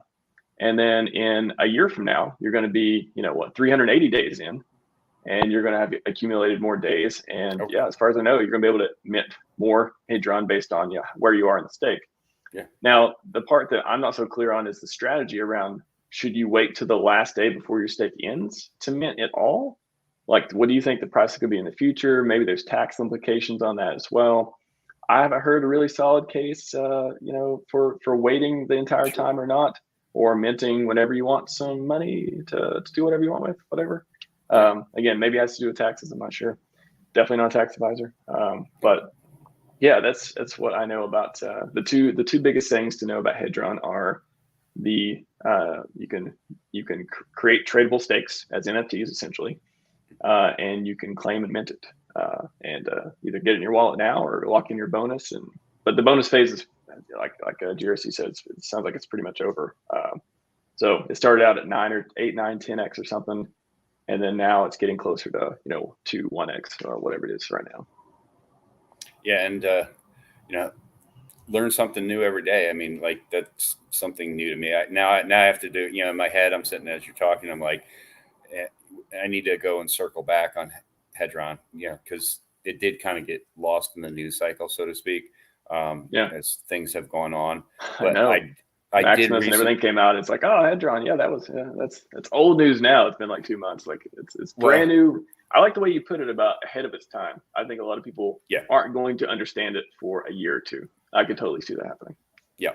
And, and there's opportunity, costs, that are involved with that where I mean, I'll be honest, I've been a DCAer over the past month in some Hedron. So, especially, I saw that one right up. I'm like, oh, my DCA is over, even though really it's not. But it jumped from, it was like what, like 119, 118, and then it popped to like 170. And, and I'm like, that was a jump, now it's back. I think it's back trading like 124 or something like that, or 122. Let me just pop on Nomics here real quick. Okay. Yeah, so 2x. Okay, so it's in 2x, right? Or it's in 3x and it's about to drop to 2x. It sounds like 131. So it's got like 5 zeros and 131. So. Well, I'm talking about the bonus. So it says bonus drops to 2x. Oh yeah, the bonus is supposed to drop to 2x. That's what I loved about them getting actually doing the shorter 1-to-1 minting feature with Maxi was getting that built-in Hedron bonus, because that's the dark horse to the whole derivative aspect of the token outside of just hex speculation. Like, if you've gone on to Maximus.cash and started adjusting those numbers, like everybody goes on and adjusts the hex numbers, but nobody really drops down. It's kind of like a forgotten thing, like about adjusting the Hedron numbers.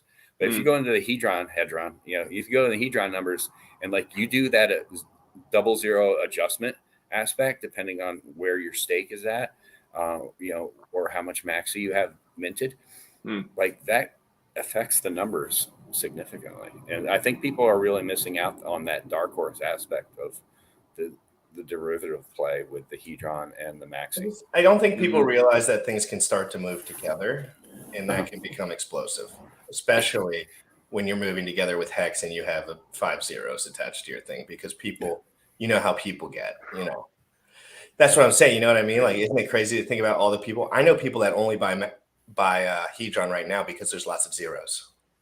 Sure. Yeah. They don't even know. Dude, to be honest, if you want, I'll read this in a second. To be honest, they're probably right to think that way. They're like, it's attached to hex.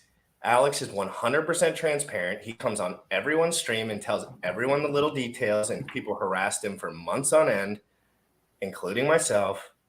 And they came out the other side and dominated, in my opinion, the way that they reacted to everything, the downward pressure. And then the smart guys get to dig in and start buying. Like guys like me have a better opportunity buying Hedron right now. In my opinion, speculative. But anyway, what is Hedron? For everyone who doesn't know, I'm going to read this. Hedron is a collection of smart contracts that live on the Ethereum and Pulse chain blockchains. Hedron builds on top of Hex to allow stakers to mint and borrow Hedron against their active Hex stakes. Active Hex stakes, guys. Hedron also allows stakers to trade their Hex stakes at NFT tokens on any compatible NFT marketplace. Hedron has no admin keys and no kill switches, just like Hex. Hedron is completely decentralized with zero counterparty risk. Wildly bold statements. I love it. Amazing, if true, everything. I haven't looked into it enough because decentralized to some people means two different things, and you can kind of use those words as vaguely as you want, right? Yeah. Because I get lost in that sauce quite often with the decentralized, centralized. I'm like, is there anything decentralized really? Like, come on, there's a point of failure for everything, isn't there? Yeah. Yeah, it's well, I mean, decentralized, but then is someone running the platform? Is someone running the website? Is someone running, how many backups are they? You know, things like that. So there's the protocol may be decentralized, the smart contract may be decentralized, but the infrastructure around it that's needed to support it, that's where you need to look into more on these projects. But yeah, you covered the two things. I think that's what's beautifully simple about Hedron is it basically does two things extremely well. That's like its goal is to like make hex stakes NFTs and be able to reward stakers for with Hedron for staking. That's basically what it does. And I have David Peter on the show. People that already staked, they don't necessarily need to sell it either. Like just because you're already staked, that's just your little piece of Hedron now. Like for the future, you're going to be a part of that. But the people that are going to be buying in the future are going to be different people. And yes, you could say everyone's just going to dump on your head. Everyone's going to dump on your head, but everyone dumps on your head. That's what people do. That's what markets do. 85% dump. Cycles. Dump on your head. 85%. What is that? That's a dump. You ever something goes 85%? That's a dump. I don't care if it's Bitcoin or Shiba Inu. And truthfully, they really move more similar than people would think. Not Shiba in particular, but all these coins is just sharper and less or more volatile. And Hex used to have a lot of zeros on the end of it too. Yeah. And if you bought it back then, handsomely rewarded. What do you guys think about these dog tokens that are moving forward? And I'm going to give my piece before you go on because I've been investigating. Okay. Yeah. I've been putting my investigation cap on, not because I think it's a rug pull or whatever. I don't think that. I want PLSD. Yep, and the PLS other D. There's two pulse doges. I only know about one of the PLS. One of them's on Binance, but it was the original one, and the dude's a cool dude, and he was like trying to do this thing, and then the other dude was just like, "F you, I'm doing it too." But anyway, community. So I'm just gonna speak it how it is, because what else can I do? But like, so immediately I was red flagged all over because the dude was like serial marketing, but that's okay, you know, like that happens. That doesn't mean anything's a rug pull. But I was just like, this is whatever. But free money, right? So I haven't claimed yet, but I'm certainly going to, because they said it was 100 days. So I was just going to wait a while because I have to get all my shit out. I hate it. But the free money aspect, the people that are pushing it, I got confused when Hex streamers started pushing it because I'm like, that's the last thing this dude would do. And not because, but they were pushing it as if they own the thing. Like, why would they be so certain, right? Like I see little things when I see people go like over time. And these people were so excited to have this guy on where if it was anything else, they would have been absolutely like, this will ruin your life potentially. So I was like, okay, all these guys probably work together in one way, shape, or form. So it's just be careful, guys. It's okay for people to do projects and make money, but realize people are making money. It's going to be volatile. Don't put all your bags in this stuff. Just be careful, okay? Just be careful. I always just like to preach people to be careful because if you get too used to free airdrops, I promise you'll click on one that ain't real. Yeah, and those ones that ain't real have been going around. I've seen a few warnings lately. I got nuked by one, pretty much, or I think that's what. Oh wow, nuked, like stakes and everything, like gone. Yeah, there's been a couple out just recently. Well, that's the problem with MetaMask too, is that it won't tell you if it's good or bad. It's. I mean, so I have a technical background. I had security. I've been doing work with big tech and security for a long time.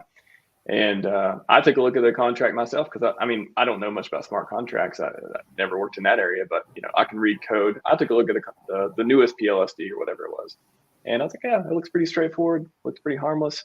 But if you're an average user and you get on the website, connect to the app, you click like to do something, and it says, hey, this may do this thing, but it's like so abstract. It's like, oh, allowed to use wallet. It's like, can you tell me what function it's going to call at least? Like, can you tell me what it may be trying to do? Can you draw me a picture? Like, there's so much more work MetaMask has to do this stuff. And maybe Ritual will create a wallet that has a better MetaMask. God, please get me off MetaMask. I want off of MetaMask bad. I don't care what it's belligerent in some ways. You can't tell what the hell the thing's going to do. Guys like me, every once in a while, I get a little bit manic and I start going all over the internet. Now I have all my shit on other computers now, so I figured all that out myself. But before I didn't, so I know how people come in, right? I have good days and bad days on the internet. Like some days I just look up my work, and some days I start looking at random internet stuff, like, you know, not necessarily X-rated, but just like whatever, like start clicking around, right? And before, I had no idea about security, dude. I'm a gym rat. Like until I learned about, I have no financial background whatsoever. All I know is about crypto. I never learned finance, so that's why I like people like my perspective, because it's like I have no idea even about the other shit. I'm like, I don't care about that shit.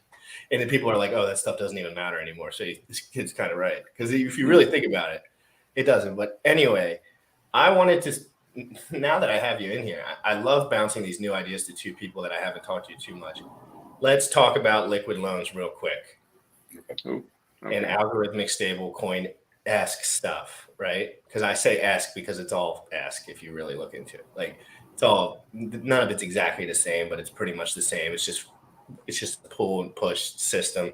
What do you think about stable coins, pulse chain stablecoin adoption, and the potentials for the future? What is necessary for a blockchain as far as a stable coin? I'd love to know your thoughts. Oh, I wish we had this conversation a week from now, because I got Jesse coming on the show on the 24th. Jesse from Liquid Loans. Well, yeah, no, I'm sure I will learn a lot too. He's a whiz. Yeah, but I mean, just stable coins in general. It's I mean, they serve a purpose. I think everyone acting like the market's melting down because some coin that, I mean, sure, it had some popularity. People used it, but I mean, it's not USDC. It's not like, for example, you know, Tether has its own stories. USDC has had a lot of controversy yet. UST, which is, I believe, the Terra Luna one, I never even heard about it before. And again, I'm sorry for all the people who lost money, life savings, all that stuff. But it's not as if like this is the nail in the coffin for stable coins. Like if you want to get in and out of position without selling it into cash and doing all this stuff, you need a stable coin. And there's plenty of them that work. And when there's only a few examples when they haven't worked. And I don't even think, has one even lost its peg before? Like has really lost its peg other than UST? You know, Tether has all the, we don't know where we can't prove our funds or whatever, but has anything else ever went bad? I don't think so, but something else rugged. Was it Tether? Was that the other day? So I think Tether's deal was they couldn't prove they had the funds, so they weren't.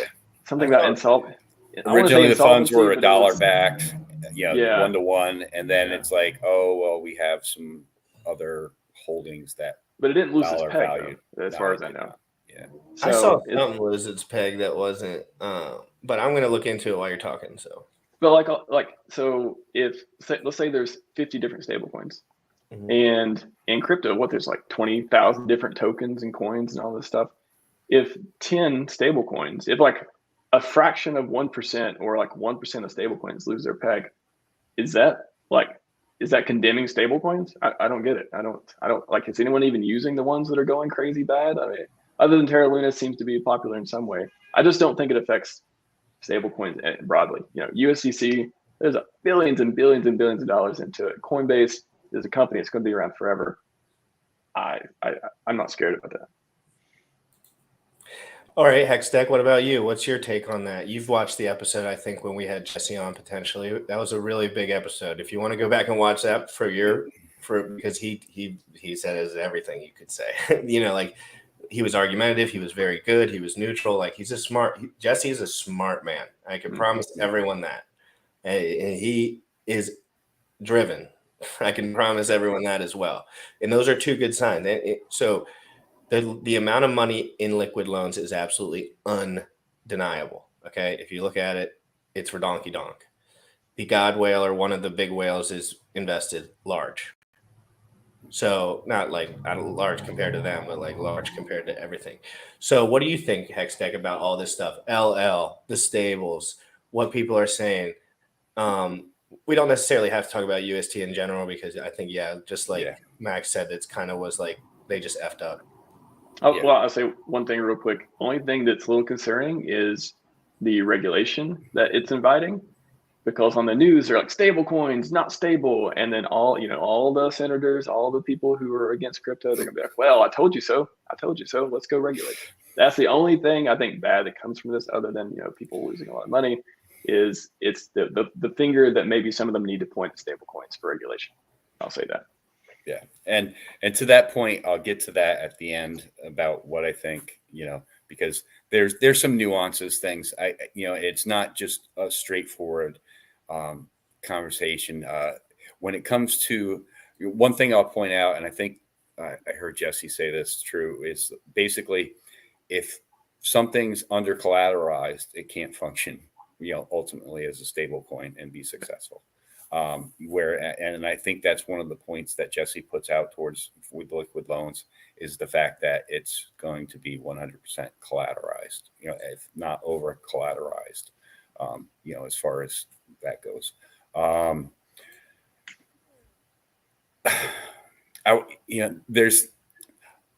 I definitely, I look forward to seeing it run, whether it runs on testnet or it launches after testnet.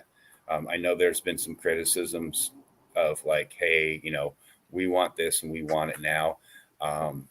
And they want to put out the product when they feel it's right and ready. And so I understand both arguments. So I'm just going to take the back viewers. I will say this, when I hear what Jesse and the team is saying about, listen, we're going to put it out when it's right. I think of Anthony Bourdain from Cooking Days and stuff. And they talked about, I think it was Peruvian chefs, like, they demand, hey, we want this, we need the food out. And like, they wouldn't give it to you till it's right. So if that's the case, and, all the people that are champing at the bit, I don't care if I see it testnet or after testnet, because from what I understand, it's not going to launch initially. Once Pulse Chain launches anyways, they're going to give the markets a chance to kind of seesaw back and forth, so that they're not allowing people to get in and get wrecked and get rinsed because they're making stupid, 110% loans that, get, washed. And, so I love the idea, and if it's functional, I think it's highly successful. The combinations there's with the loan token and staking the loan token, with the liquidity providing, with the USDL and the ability to earn a little bit of loan token and some PLS, I think it's remarkable. Now, I do know that there was some discussion as far as the whole aspect of taking a loan, is it an in-kind transaction, or if you take a loan, is that a taxable event that you're creating for that's yourself? What I want to know more about. Yeah. I want to know about and there's how not it can help people with taxes, and there's not regulatory clarity. He does the best episodes on taxes in the game. Your boy GRC. I did a full episode on that. But that's the one. That's the one. No, that's something because nobody knows. They all lie. No, they all lie. And Max is just like me. He must be, because I don't know much, but I know when people don't know, and I start to dig more. And so taxes is one of those things where I was like, tell me a way that you could go crypto to crypto without taxes. And they're like, it's a loan, so you don't have to. And then you're just like, no. You're like, hold on. People are just saying they never took out a loan ever on crypto. Neither have I. And I just say that. They just like to infer that that's something they do all the time. And then they give you the wrong information. Yeah. If you say it enough times, it manifests itself, right? That's how. Yeah. Beetlejuice. No, I seriously definitely think you want to get down to the ground and figure that stuff out, because taxes are importante. You want to get those correct. And the way that's going to happen is in the political arena. It's going to happen through legislation to let them define their terms of what. Yeah, I think they're going to define. I mean, they are one way or the other. They're going to define what a loan is going to be.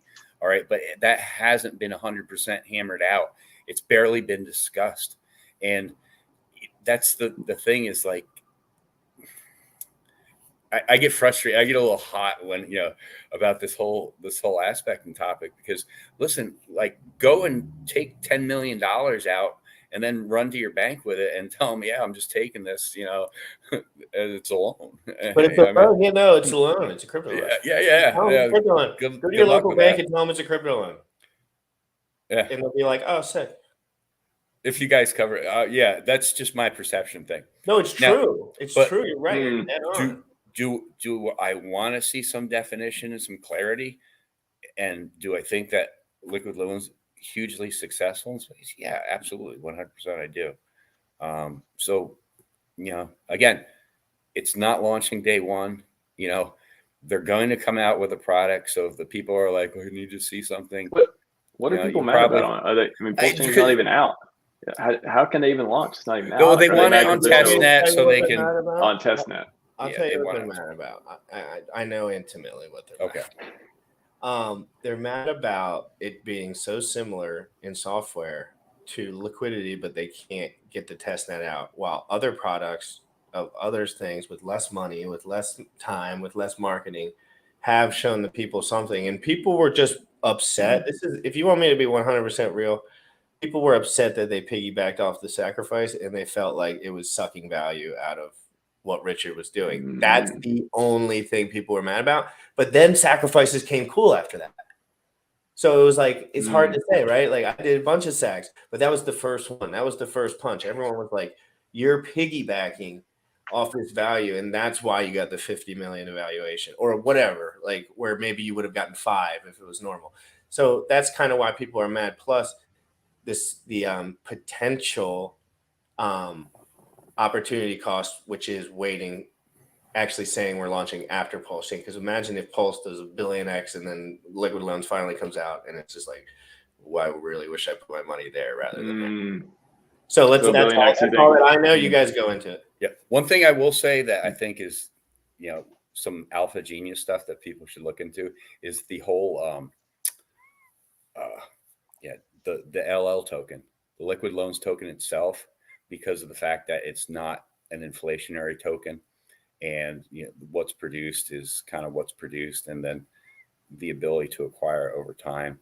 I think that's going to have a power dynamic in the whole staking of the LL token. So that's if you want to research, I always tell people, don't listen to me. Go do the research. Don't listen, hear what we're saying, but really go in and own it for yourself. And people fail to do that. We're talking about, I remember on one of your streams, Jim Rat Crypto, was the fact that you had mentioned about, like, you had several different project people on early on, and then the guy's like, yeah, man, I got like into this sacrifice and that, and you're like, dude, I was not telling you to do that. That was, I'm not recommending. But see, people do that stuff.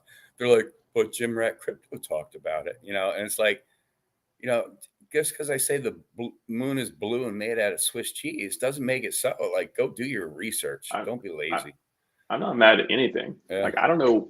Maybe it's just the way I look at things. I'm not mad at anything that's going on in the ecosystem. It's like, do you want 2 scoops of ice cream or 3 scoops of ice cream? You're getting ice cream.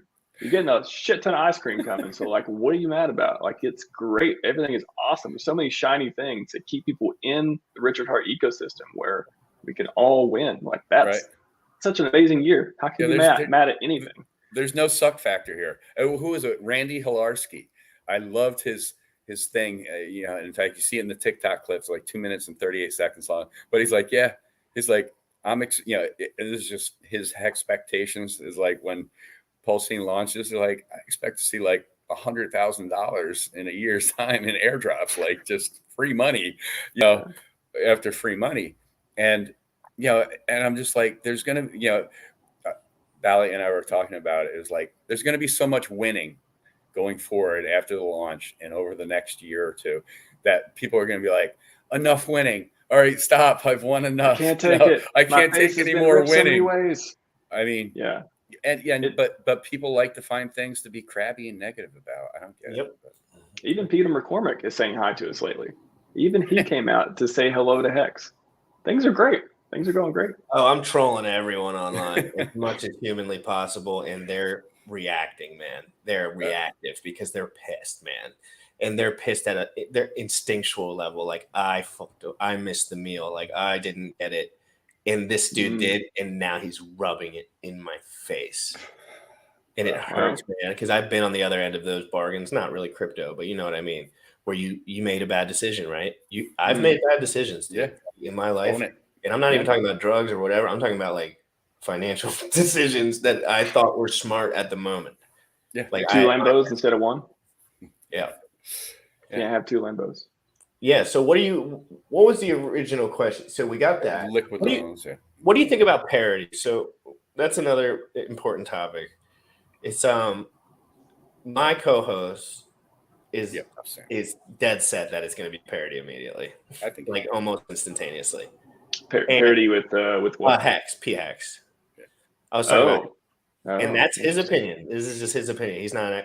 He's kind of new to crypto, but he's a finance guy, and so he knows all about numbers. All he thinks is numbers. Everything he sees is numbers. Bold statement, in my opinion. No, me too. I totally agree. But he's just thinking on that. He's not an authority, and he would be the first one to say that. Like, well, is he saying it's going to stay that way, or is it going to be like that? He thinks that it'll lock in quick. Like, it's basically what he's saying. Yeah. I mean, not financial advice. I have but, no idea. But why isn't PX going to dump like crazy? Please keep talking. Just keep talking. Please. Like people, when it goes back to the first conversation, we were talking about, people want pulse. What are they like? You get an airdrop. Your instincts are to dump it a lot of times. So you're about to get airdrop of Hex on Pulse. What do you want on more than anything on Pulse? You want Pulse. Most people seem to be the sentiment. They didn't get enough to sacrifice. They want more because they think the price is going to go up. Whatever. They got, but they put all their money in name brand factor. Yes, and it is the coin of the chain. It's the native coin, right? People want Ethereum. Yeah. So I don't know how PX is going to be parity for a while. I don't expect it to be. I think it's going to dump like crazy. What if it goes the other way and then Hex dumps and then they parity low? Like that. So that's more likely. Okay, I'll give you my. But when he says parity, he only means parity. He doesn't mean the price action going up necessarily. He doesn't think like he doesn't know about Hex as intimately as we do. He's not like a Hexican. He's been 60 days into crypto, but he's been my life coach for years. And this is how we started the show. So I was like, I invited him to Hex, and we've been learning together ever since. And it's the liquidity. I still am confused. Like, okay, so let me tell you like where I'm at mentally, and maybe you can fill me in. So like I get confused. I understand if I have a pair on this side and there's a DEX in the middle and then a pair on the other side. When you provide liquidity to that, I just don't understand exactly how the price action exactly works. Like, because you know how when there's low volume, the price goes up way higher when people buy. So really, I just don't understand the nuts and bolts of like the price action, if you know what I mean. Yeah, I mean, I can't tell you I can explain how LP providers work, but yeah, I mean, it's I don't know about low volume even. I mean, I would say low liquidity would make volatility. It's probably what you meant to say. Yeah.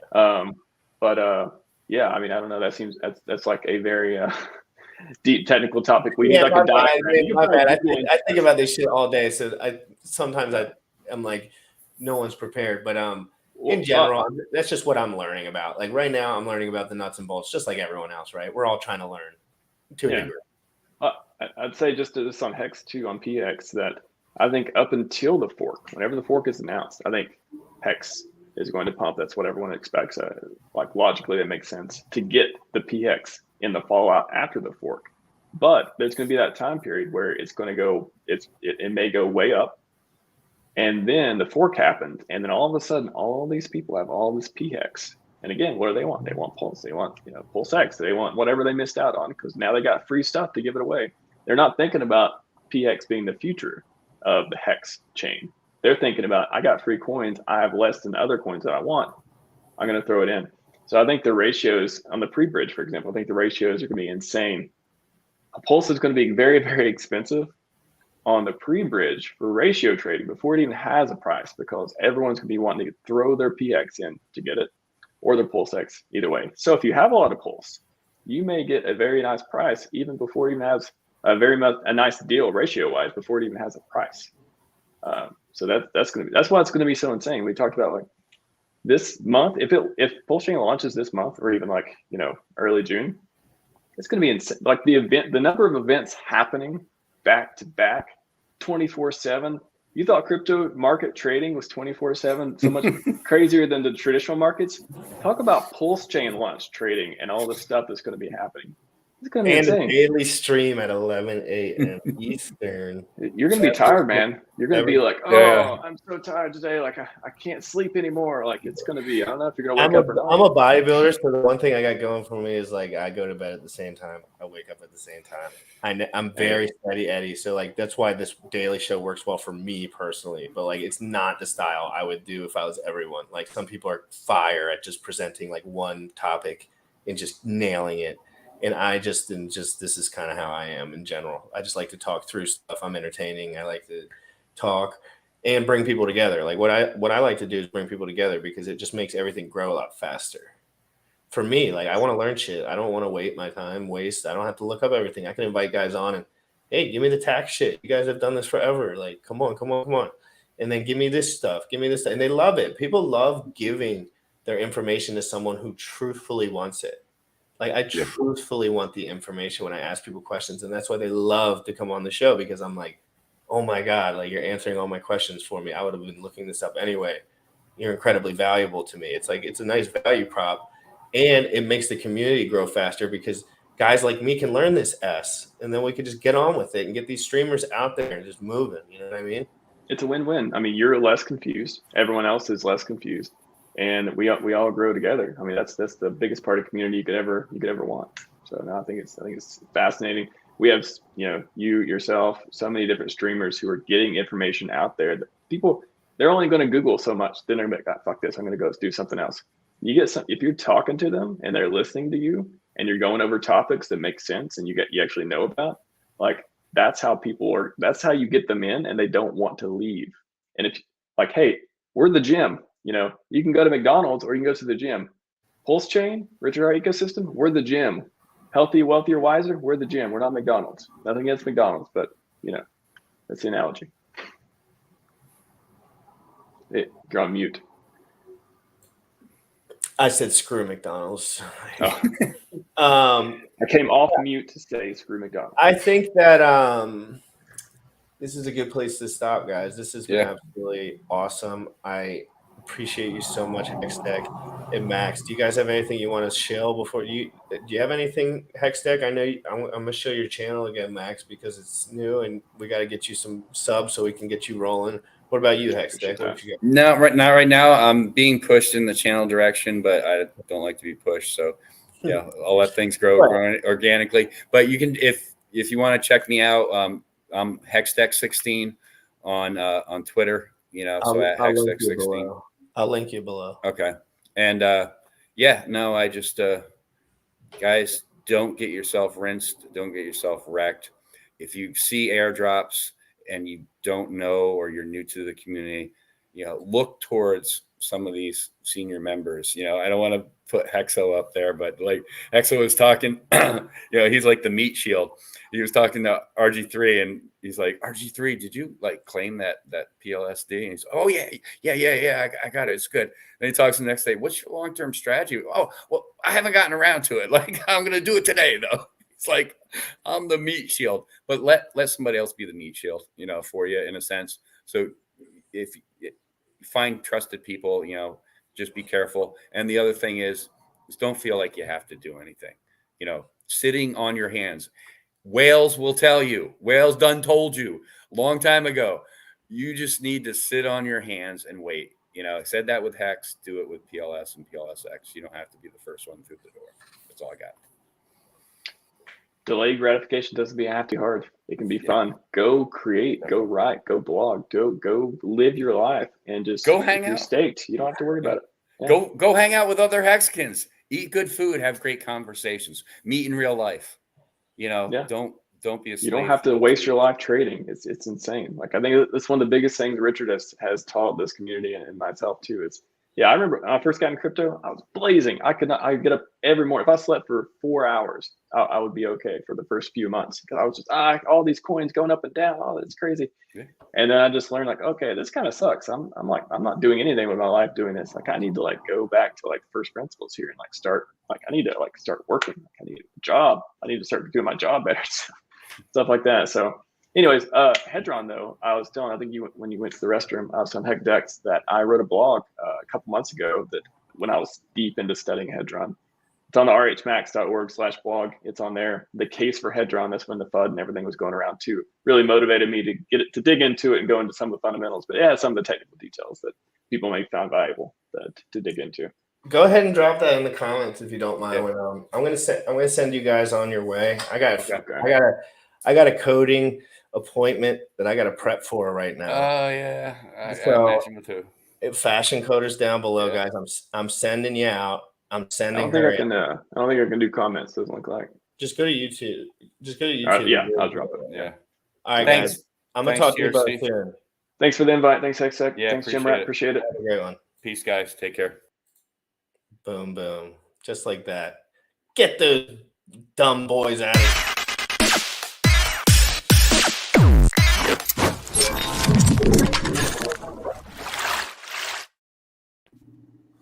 Hello. I love your haircut. It looks so good. Thank you so much. I appreciate that. What up, Bullish? We're still. I didn't know if Bullish didn't think we were live or not because I did say we were going to go, but when you popped in, we need to do another 15 minutes. Fashion Coder, how you doing? Okay. Thank you. I'm doing so good. I just got home from church, so thanks for having me. There we go. It's a glorious day, is it not? Yeah, it's so warm where I'm at right now too. And so the sun is shining. It's a good day. That's good. What do you think? You got any like crazy news? Are you excited about anything? I know that we have a coding appointment tomorrow at what time is it officially for you? Tell me whatever time is. Was it 8 p.m. Eastern? Yep, 8 p.m. Eastern. Perfect. 8 p.m. Eastern tomorrow, guys. We're going to be going over the Maximus contract. She's taking the lead. I'm taking the notes. And we're just going to see what happens. No, like, we're just going to look at stuff, right? We're going to interact with the comments and we're going to have fun. It's not going to be like, you know. It's going to be so chill, but it's going to be good. Chill, right? We're going to have a good time. And maybe that's something we can do moving forward if I can even catch on. Like, maybe if I catch on well, I can be like your, like, so you could show people how you teach or whatever. Like, you know what I mean? Because that's something you kind of want to move into a little bit, or at least you mentioned. I don't know your specifics, but you mentioned like having some sort of coding kind of like group or course, or maybe something that a future goal. Mm-hmm. Yeah, something like that. As you know, more of these Pulse chain projects come out, they're going to be open source, and so I want to go over the code once they come out. But a lot of them I can't go over yet, so I'm kind of just waiting. Yeah, no, I totally get it, and I'm gonna try to be learning in the meantime, which I'm super, super excited about. What other things you got going on your channel? I'm gonna pull your channel up. Because some people here don't know who you are, I'm sure. And this is Fashion Coder. She is a crypto and fashion streamer. I don't know if she's necessarily a fashion streamer because I haven't seen any of those, but she loves fashion and she works in that industry of some sort, right? Kind of. Like some of my customers are in the fashion industry, but really I work in like a product development type role. So I just work with companies that have products, which is every company. Decent gig, right? You got a lot of opportunities. But so do you plan on doing any kind of like separate fashion? I don't know much about fashion, but honestly, I don't think so. Like, I love clothing and I want to have my own clothing line, but I don't really know that much within that industry with, you know, crypto and fashion. Crypto stylist, she's awesome when it comes to that. Like, I feel like she's the one that's super in the know, but I'm not. So yeah, I don't really see my channel being fashion driven at all. It's just like one of my personal likes.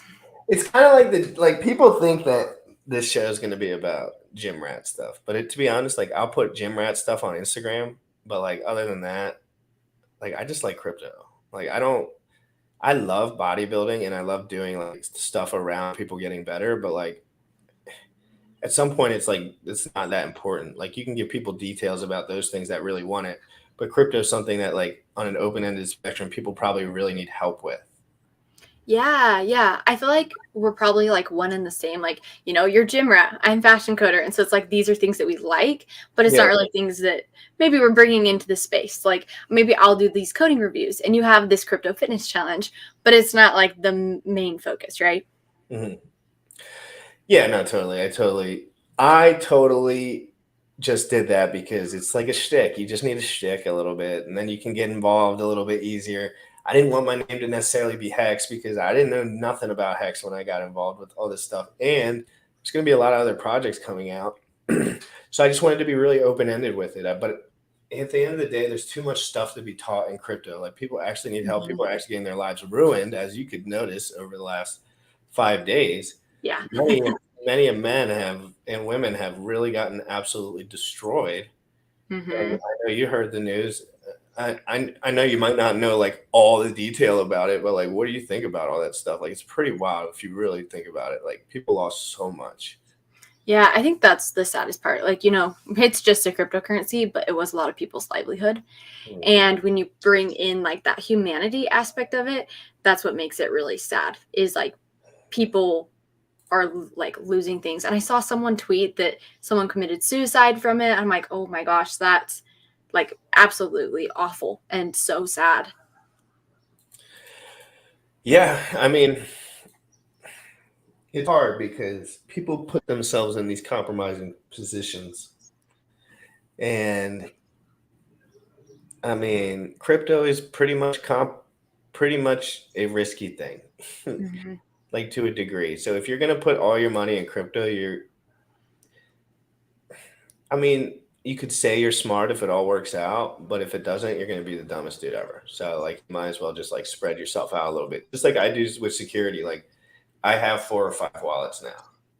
Like, I'm spread out a little bit more than I used to be. And I think it's the same way, like, financially, Yeah. Oh, diversification is a great idea in anything, right? Like, it's things in moderation and being able to go between lots of different ways. Do you use hard wallets? I've never asked you that before. As far as like Trezors? Or ledgers?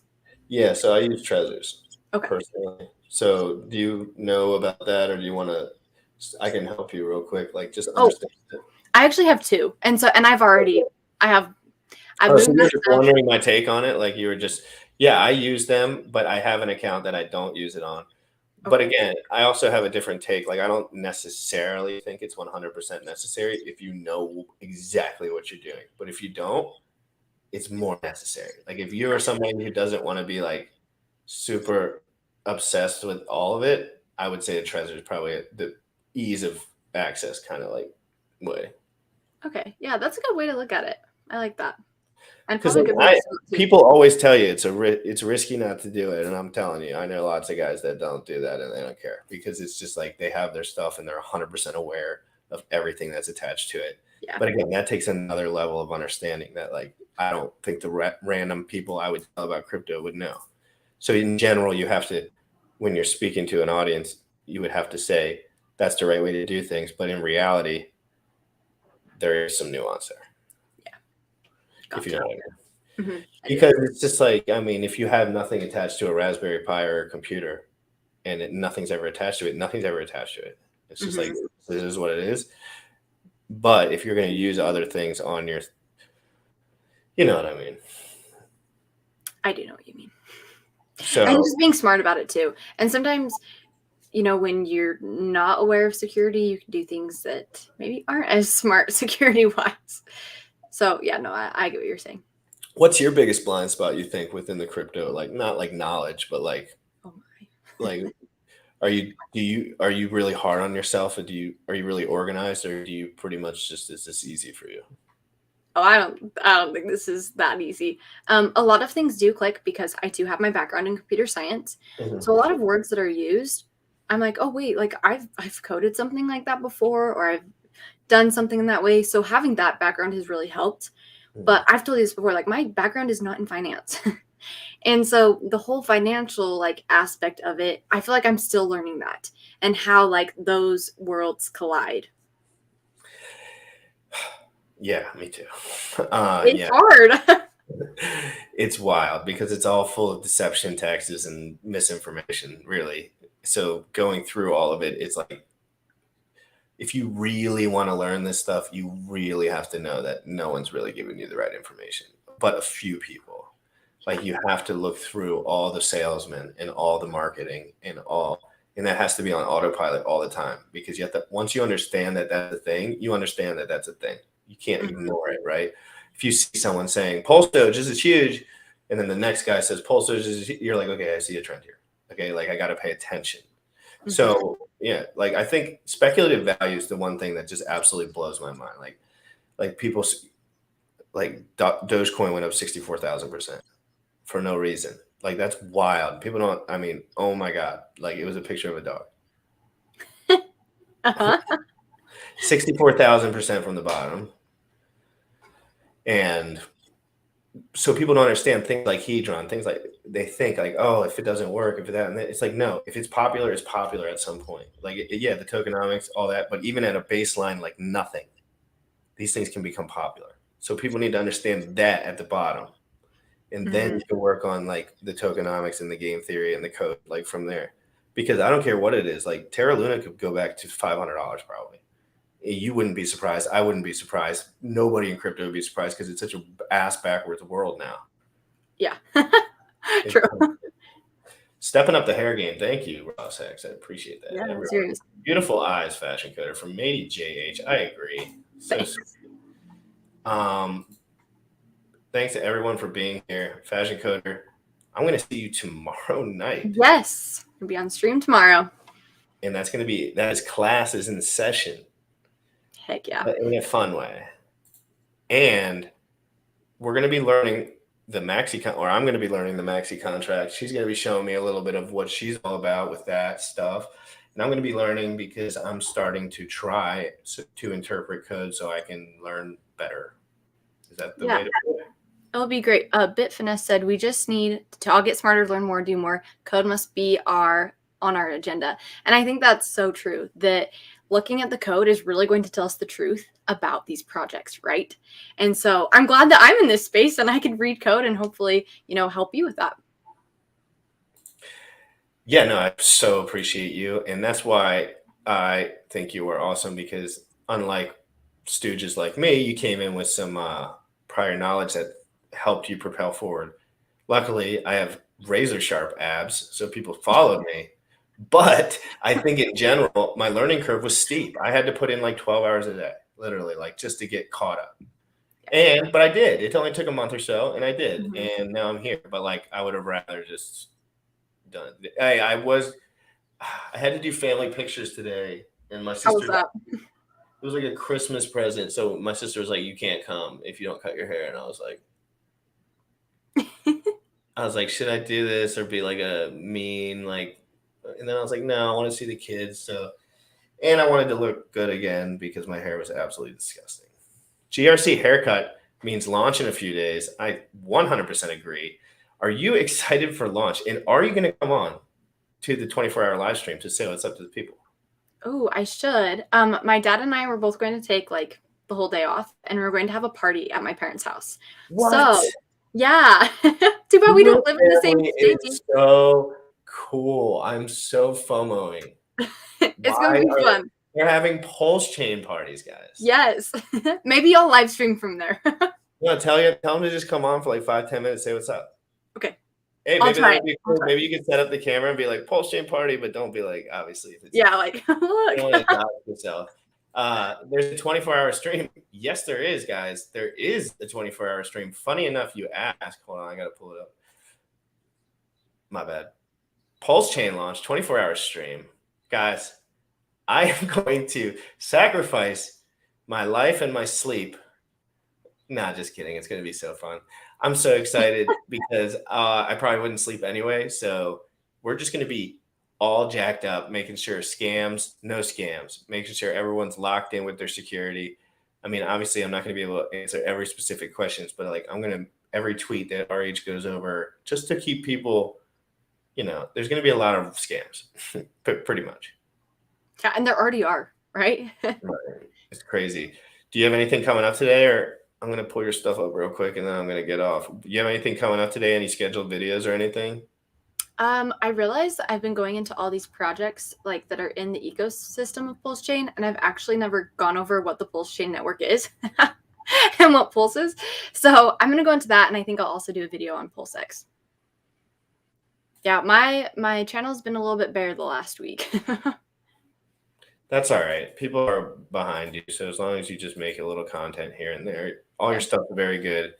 And it's actually valuable, like there's stuff that there you can watch from before. Or I mean, whatever it's called, like evergreen content to an extent on some of the stuff, which is nice. It is nice to have content like that because you don't like get off topic, like you're just on topic. Like me, I get off topic every day. But my videos are for short. I dropped her down below, guys. Thanks. Give her a follow right now. Go say what's up. Go follow. I mean, subscribe, hit the bell, hit the likes, all that stuff, guys. She's a Hexican. She's a warm-blooded Hexican from a line of Hexicans. She's one of us. She's one of us, guys. And we're changing, you know, we're young-ish and we're like doing the streaming thing. So I think it's cool. Like, we got to be friends. We don't, you know, this is going to be crazy. Like, so I think we all need to stick together in order to stay really rich in the future and make sure all our heads are on tight, because in crypto, you get a couple $100,000 and then you start thinking about trading and like your shit's gone. It can't happen. You get excited, right? People get excited. You see like something like that. Like, remember you came in and you asked that question. You're like, you were just asking. You were like, is Terra Luna a decent buy right now? Yeah. Hundreds of people asking the same question, right? And we were all saying no. Everyone else was saying yes. And we were like, oh my God, this is sketchy. Like, people are actually willing to just buy this thing for no reason. And they actually drew back some of the money that people made on those trades. Like, they literally just like sent it back. Like, they just swapped it all back. They were just like, nope. It's just like, or whatever. They like, it's crazy, guys. Centralized ownership, centralized dictatorships. We got to try to stay away from that as best as possible. And counterparty risk along with the code. Again, we're going to stop it here with the code. Like, Hex, what's the best part about Hex? It's a finished product. Yeah. The code's done. I say that first things first, because if people know what, anything about what's going on, because that is something that sets it apart from everything else, which is awesome. And from a coding perspective, that's probably pretty sick to think about, like, that he came up with that and it was like doubled back because no one else did that. Yeah, exactly. When my dad first told me about that, I was like, how is that possible? And it actually did raise a couple of red flags in my mind, because with being in CS, which is computer science, you do something called quality assurance. You go through and you test the product to see if it can break. And like, even products that I've worked on that have been around for 20 years will have bugs pop up that have like, that just happen. And so that was actually a red flag to me at first, because I was like, oh my gosh, like, what if something happens, something breaks, and then you can't go and fix it because the project's completely done? But it is very, very useful in this space. And no other projects like that. Yeah, we're going to need you for some of this stuff. Like, there could be a time in the future where a lot of people need like help with, like, how quick this stuff happens. Like, and for more than just you, or more than just, more people, I don't mean it could be anyone, need to understand this stuff, because like, if we want this to work out long term, it seems like you and your family really do believe in this and love this. Oh yeah. So it's like, you're a young woman, so you're like, I'll facilitate a benefit in any way that I can, right, with your time. Yeah. And that's exactly what I'm doing. I just happen to be in a position where I didn't feel like working at my job anymore, so I was willing to switch. Uh-huh. And, but everyone's in a different spot, guys. You can provide value in a million different ways. Go to everyone's video that did a stream today and just do a smiley. Something like that, like, just, it's enough. Trust me, if everyone's doing that shit, there's nothing that can stop us, because social media and the internet, to an extent, is the marketing world now. So we can just control it. If we all have the money and the clicks, it's just like, eventually it just will win. And I think Pulse Chain's going to be the thing that really takes it to the next level. But now I'm getting too poetic for everyone. I'm gonna lull you guys to sleep, okay? Guys, it's been absolutely awesome. We're gonna see you tomorrow. 2 episodes tomorrow. 2 time. We're going crypto in the morning, general crypto news. We'll see who wants to come on. Then we're going 8 p.m. Eastern. We are going live coding class course. I don't know what I'm going to take. I don't know what it's going to title be, but it's going to be awesome thumbnail, awesome title, awesome episode. Really excited for everyone to be there, guys. Make sure you smash the like and do all the fun button stuff. And I will see you guys tomorrow. Young folks, you dripping on them motherfucker. Richard Heart. Richard Heart. Bought my Hex from the fucking start.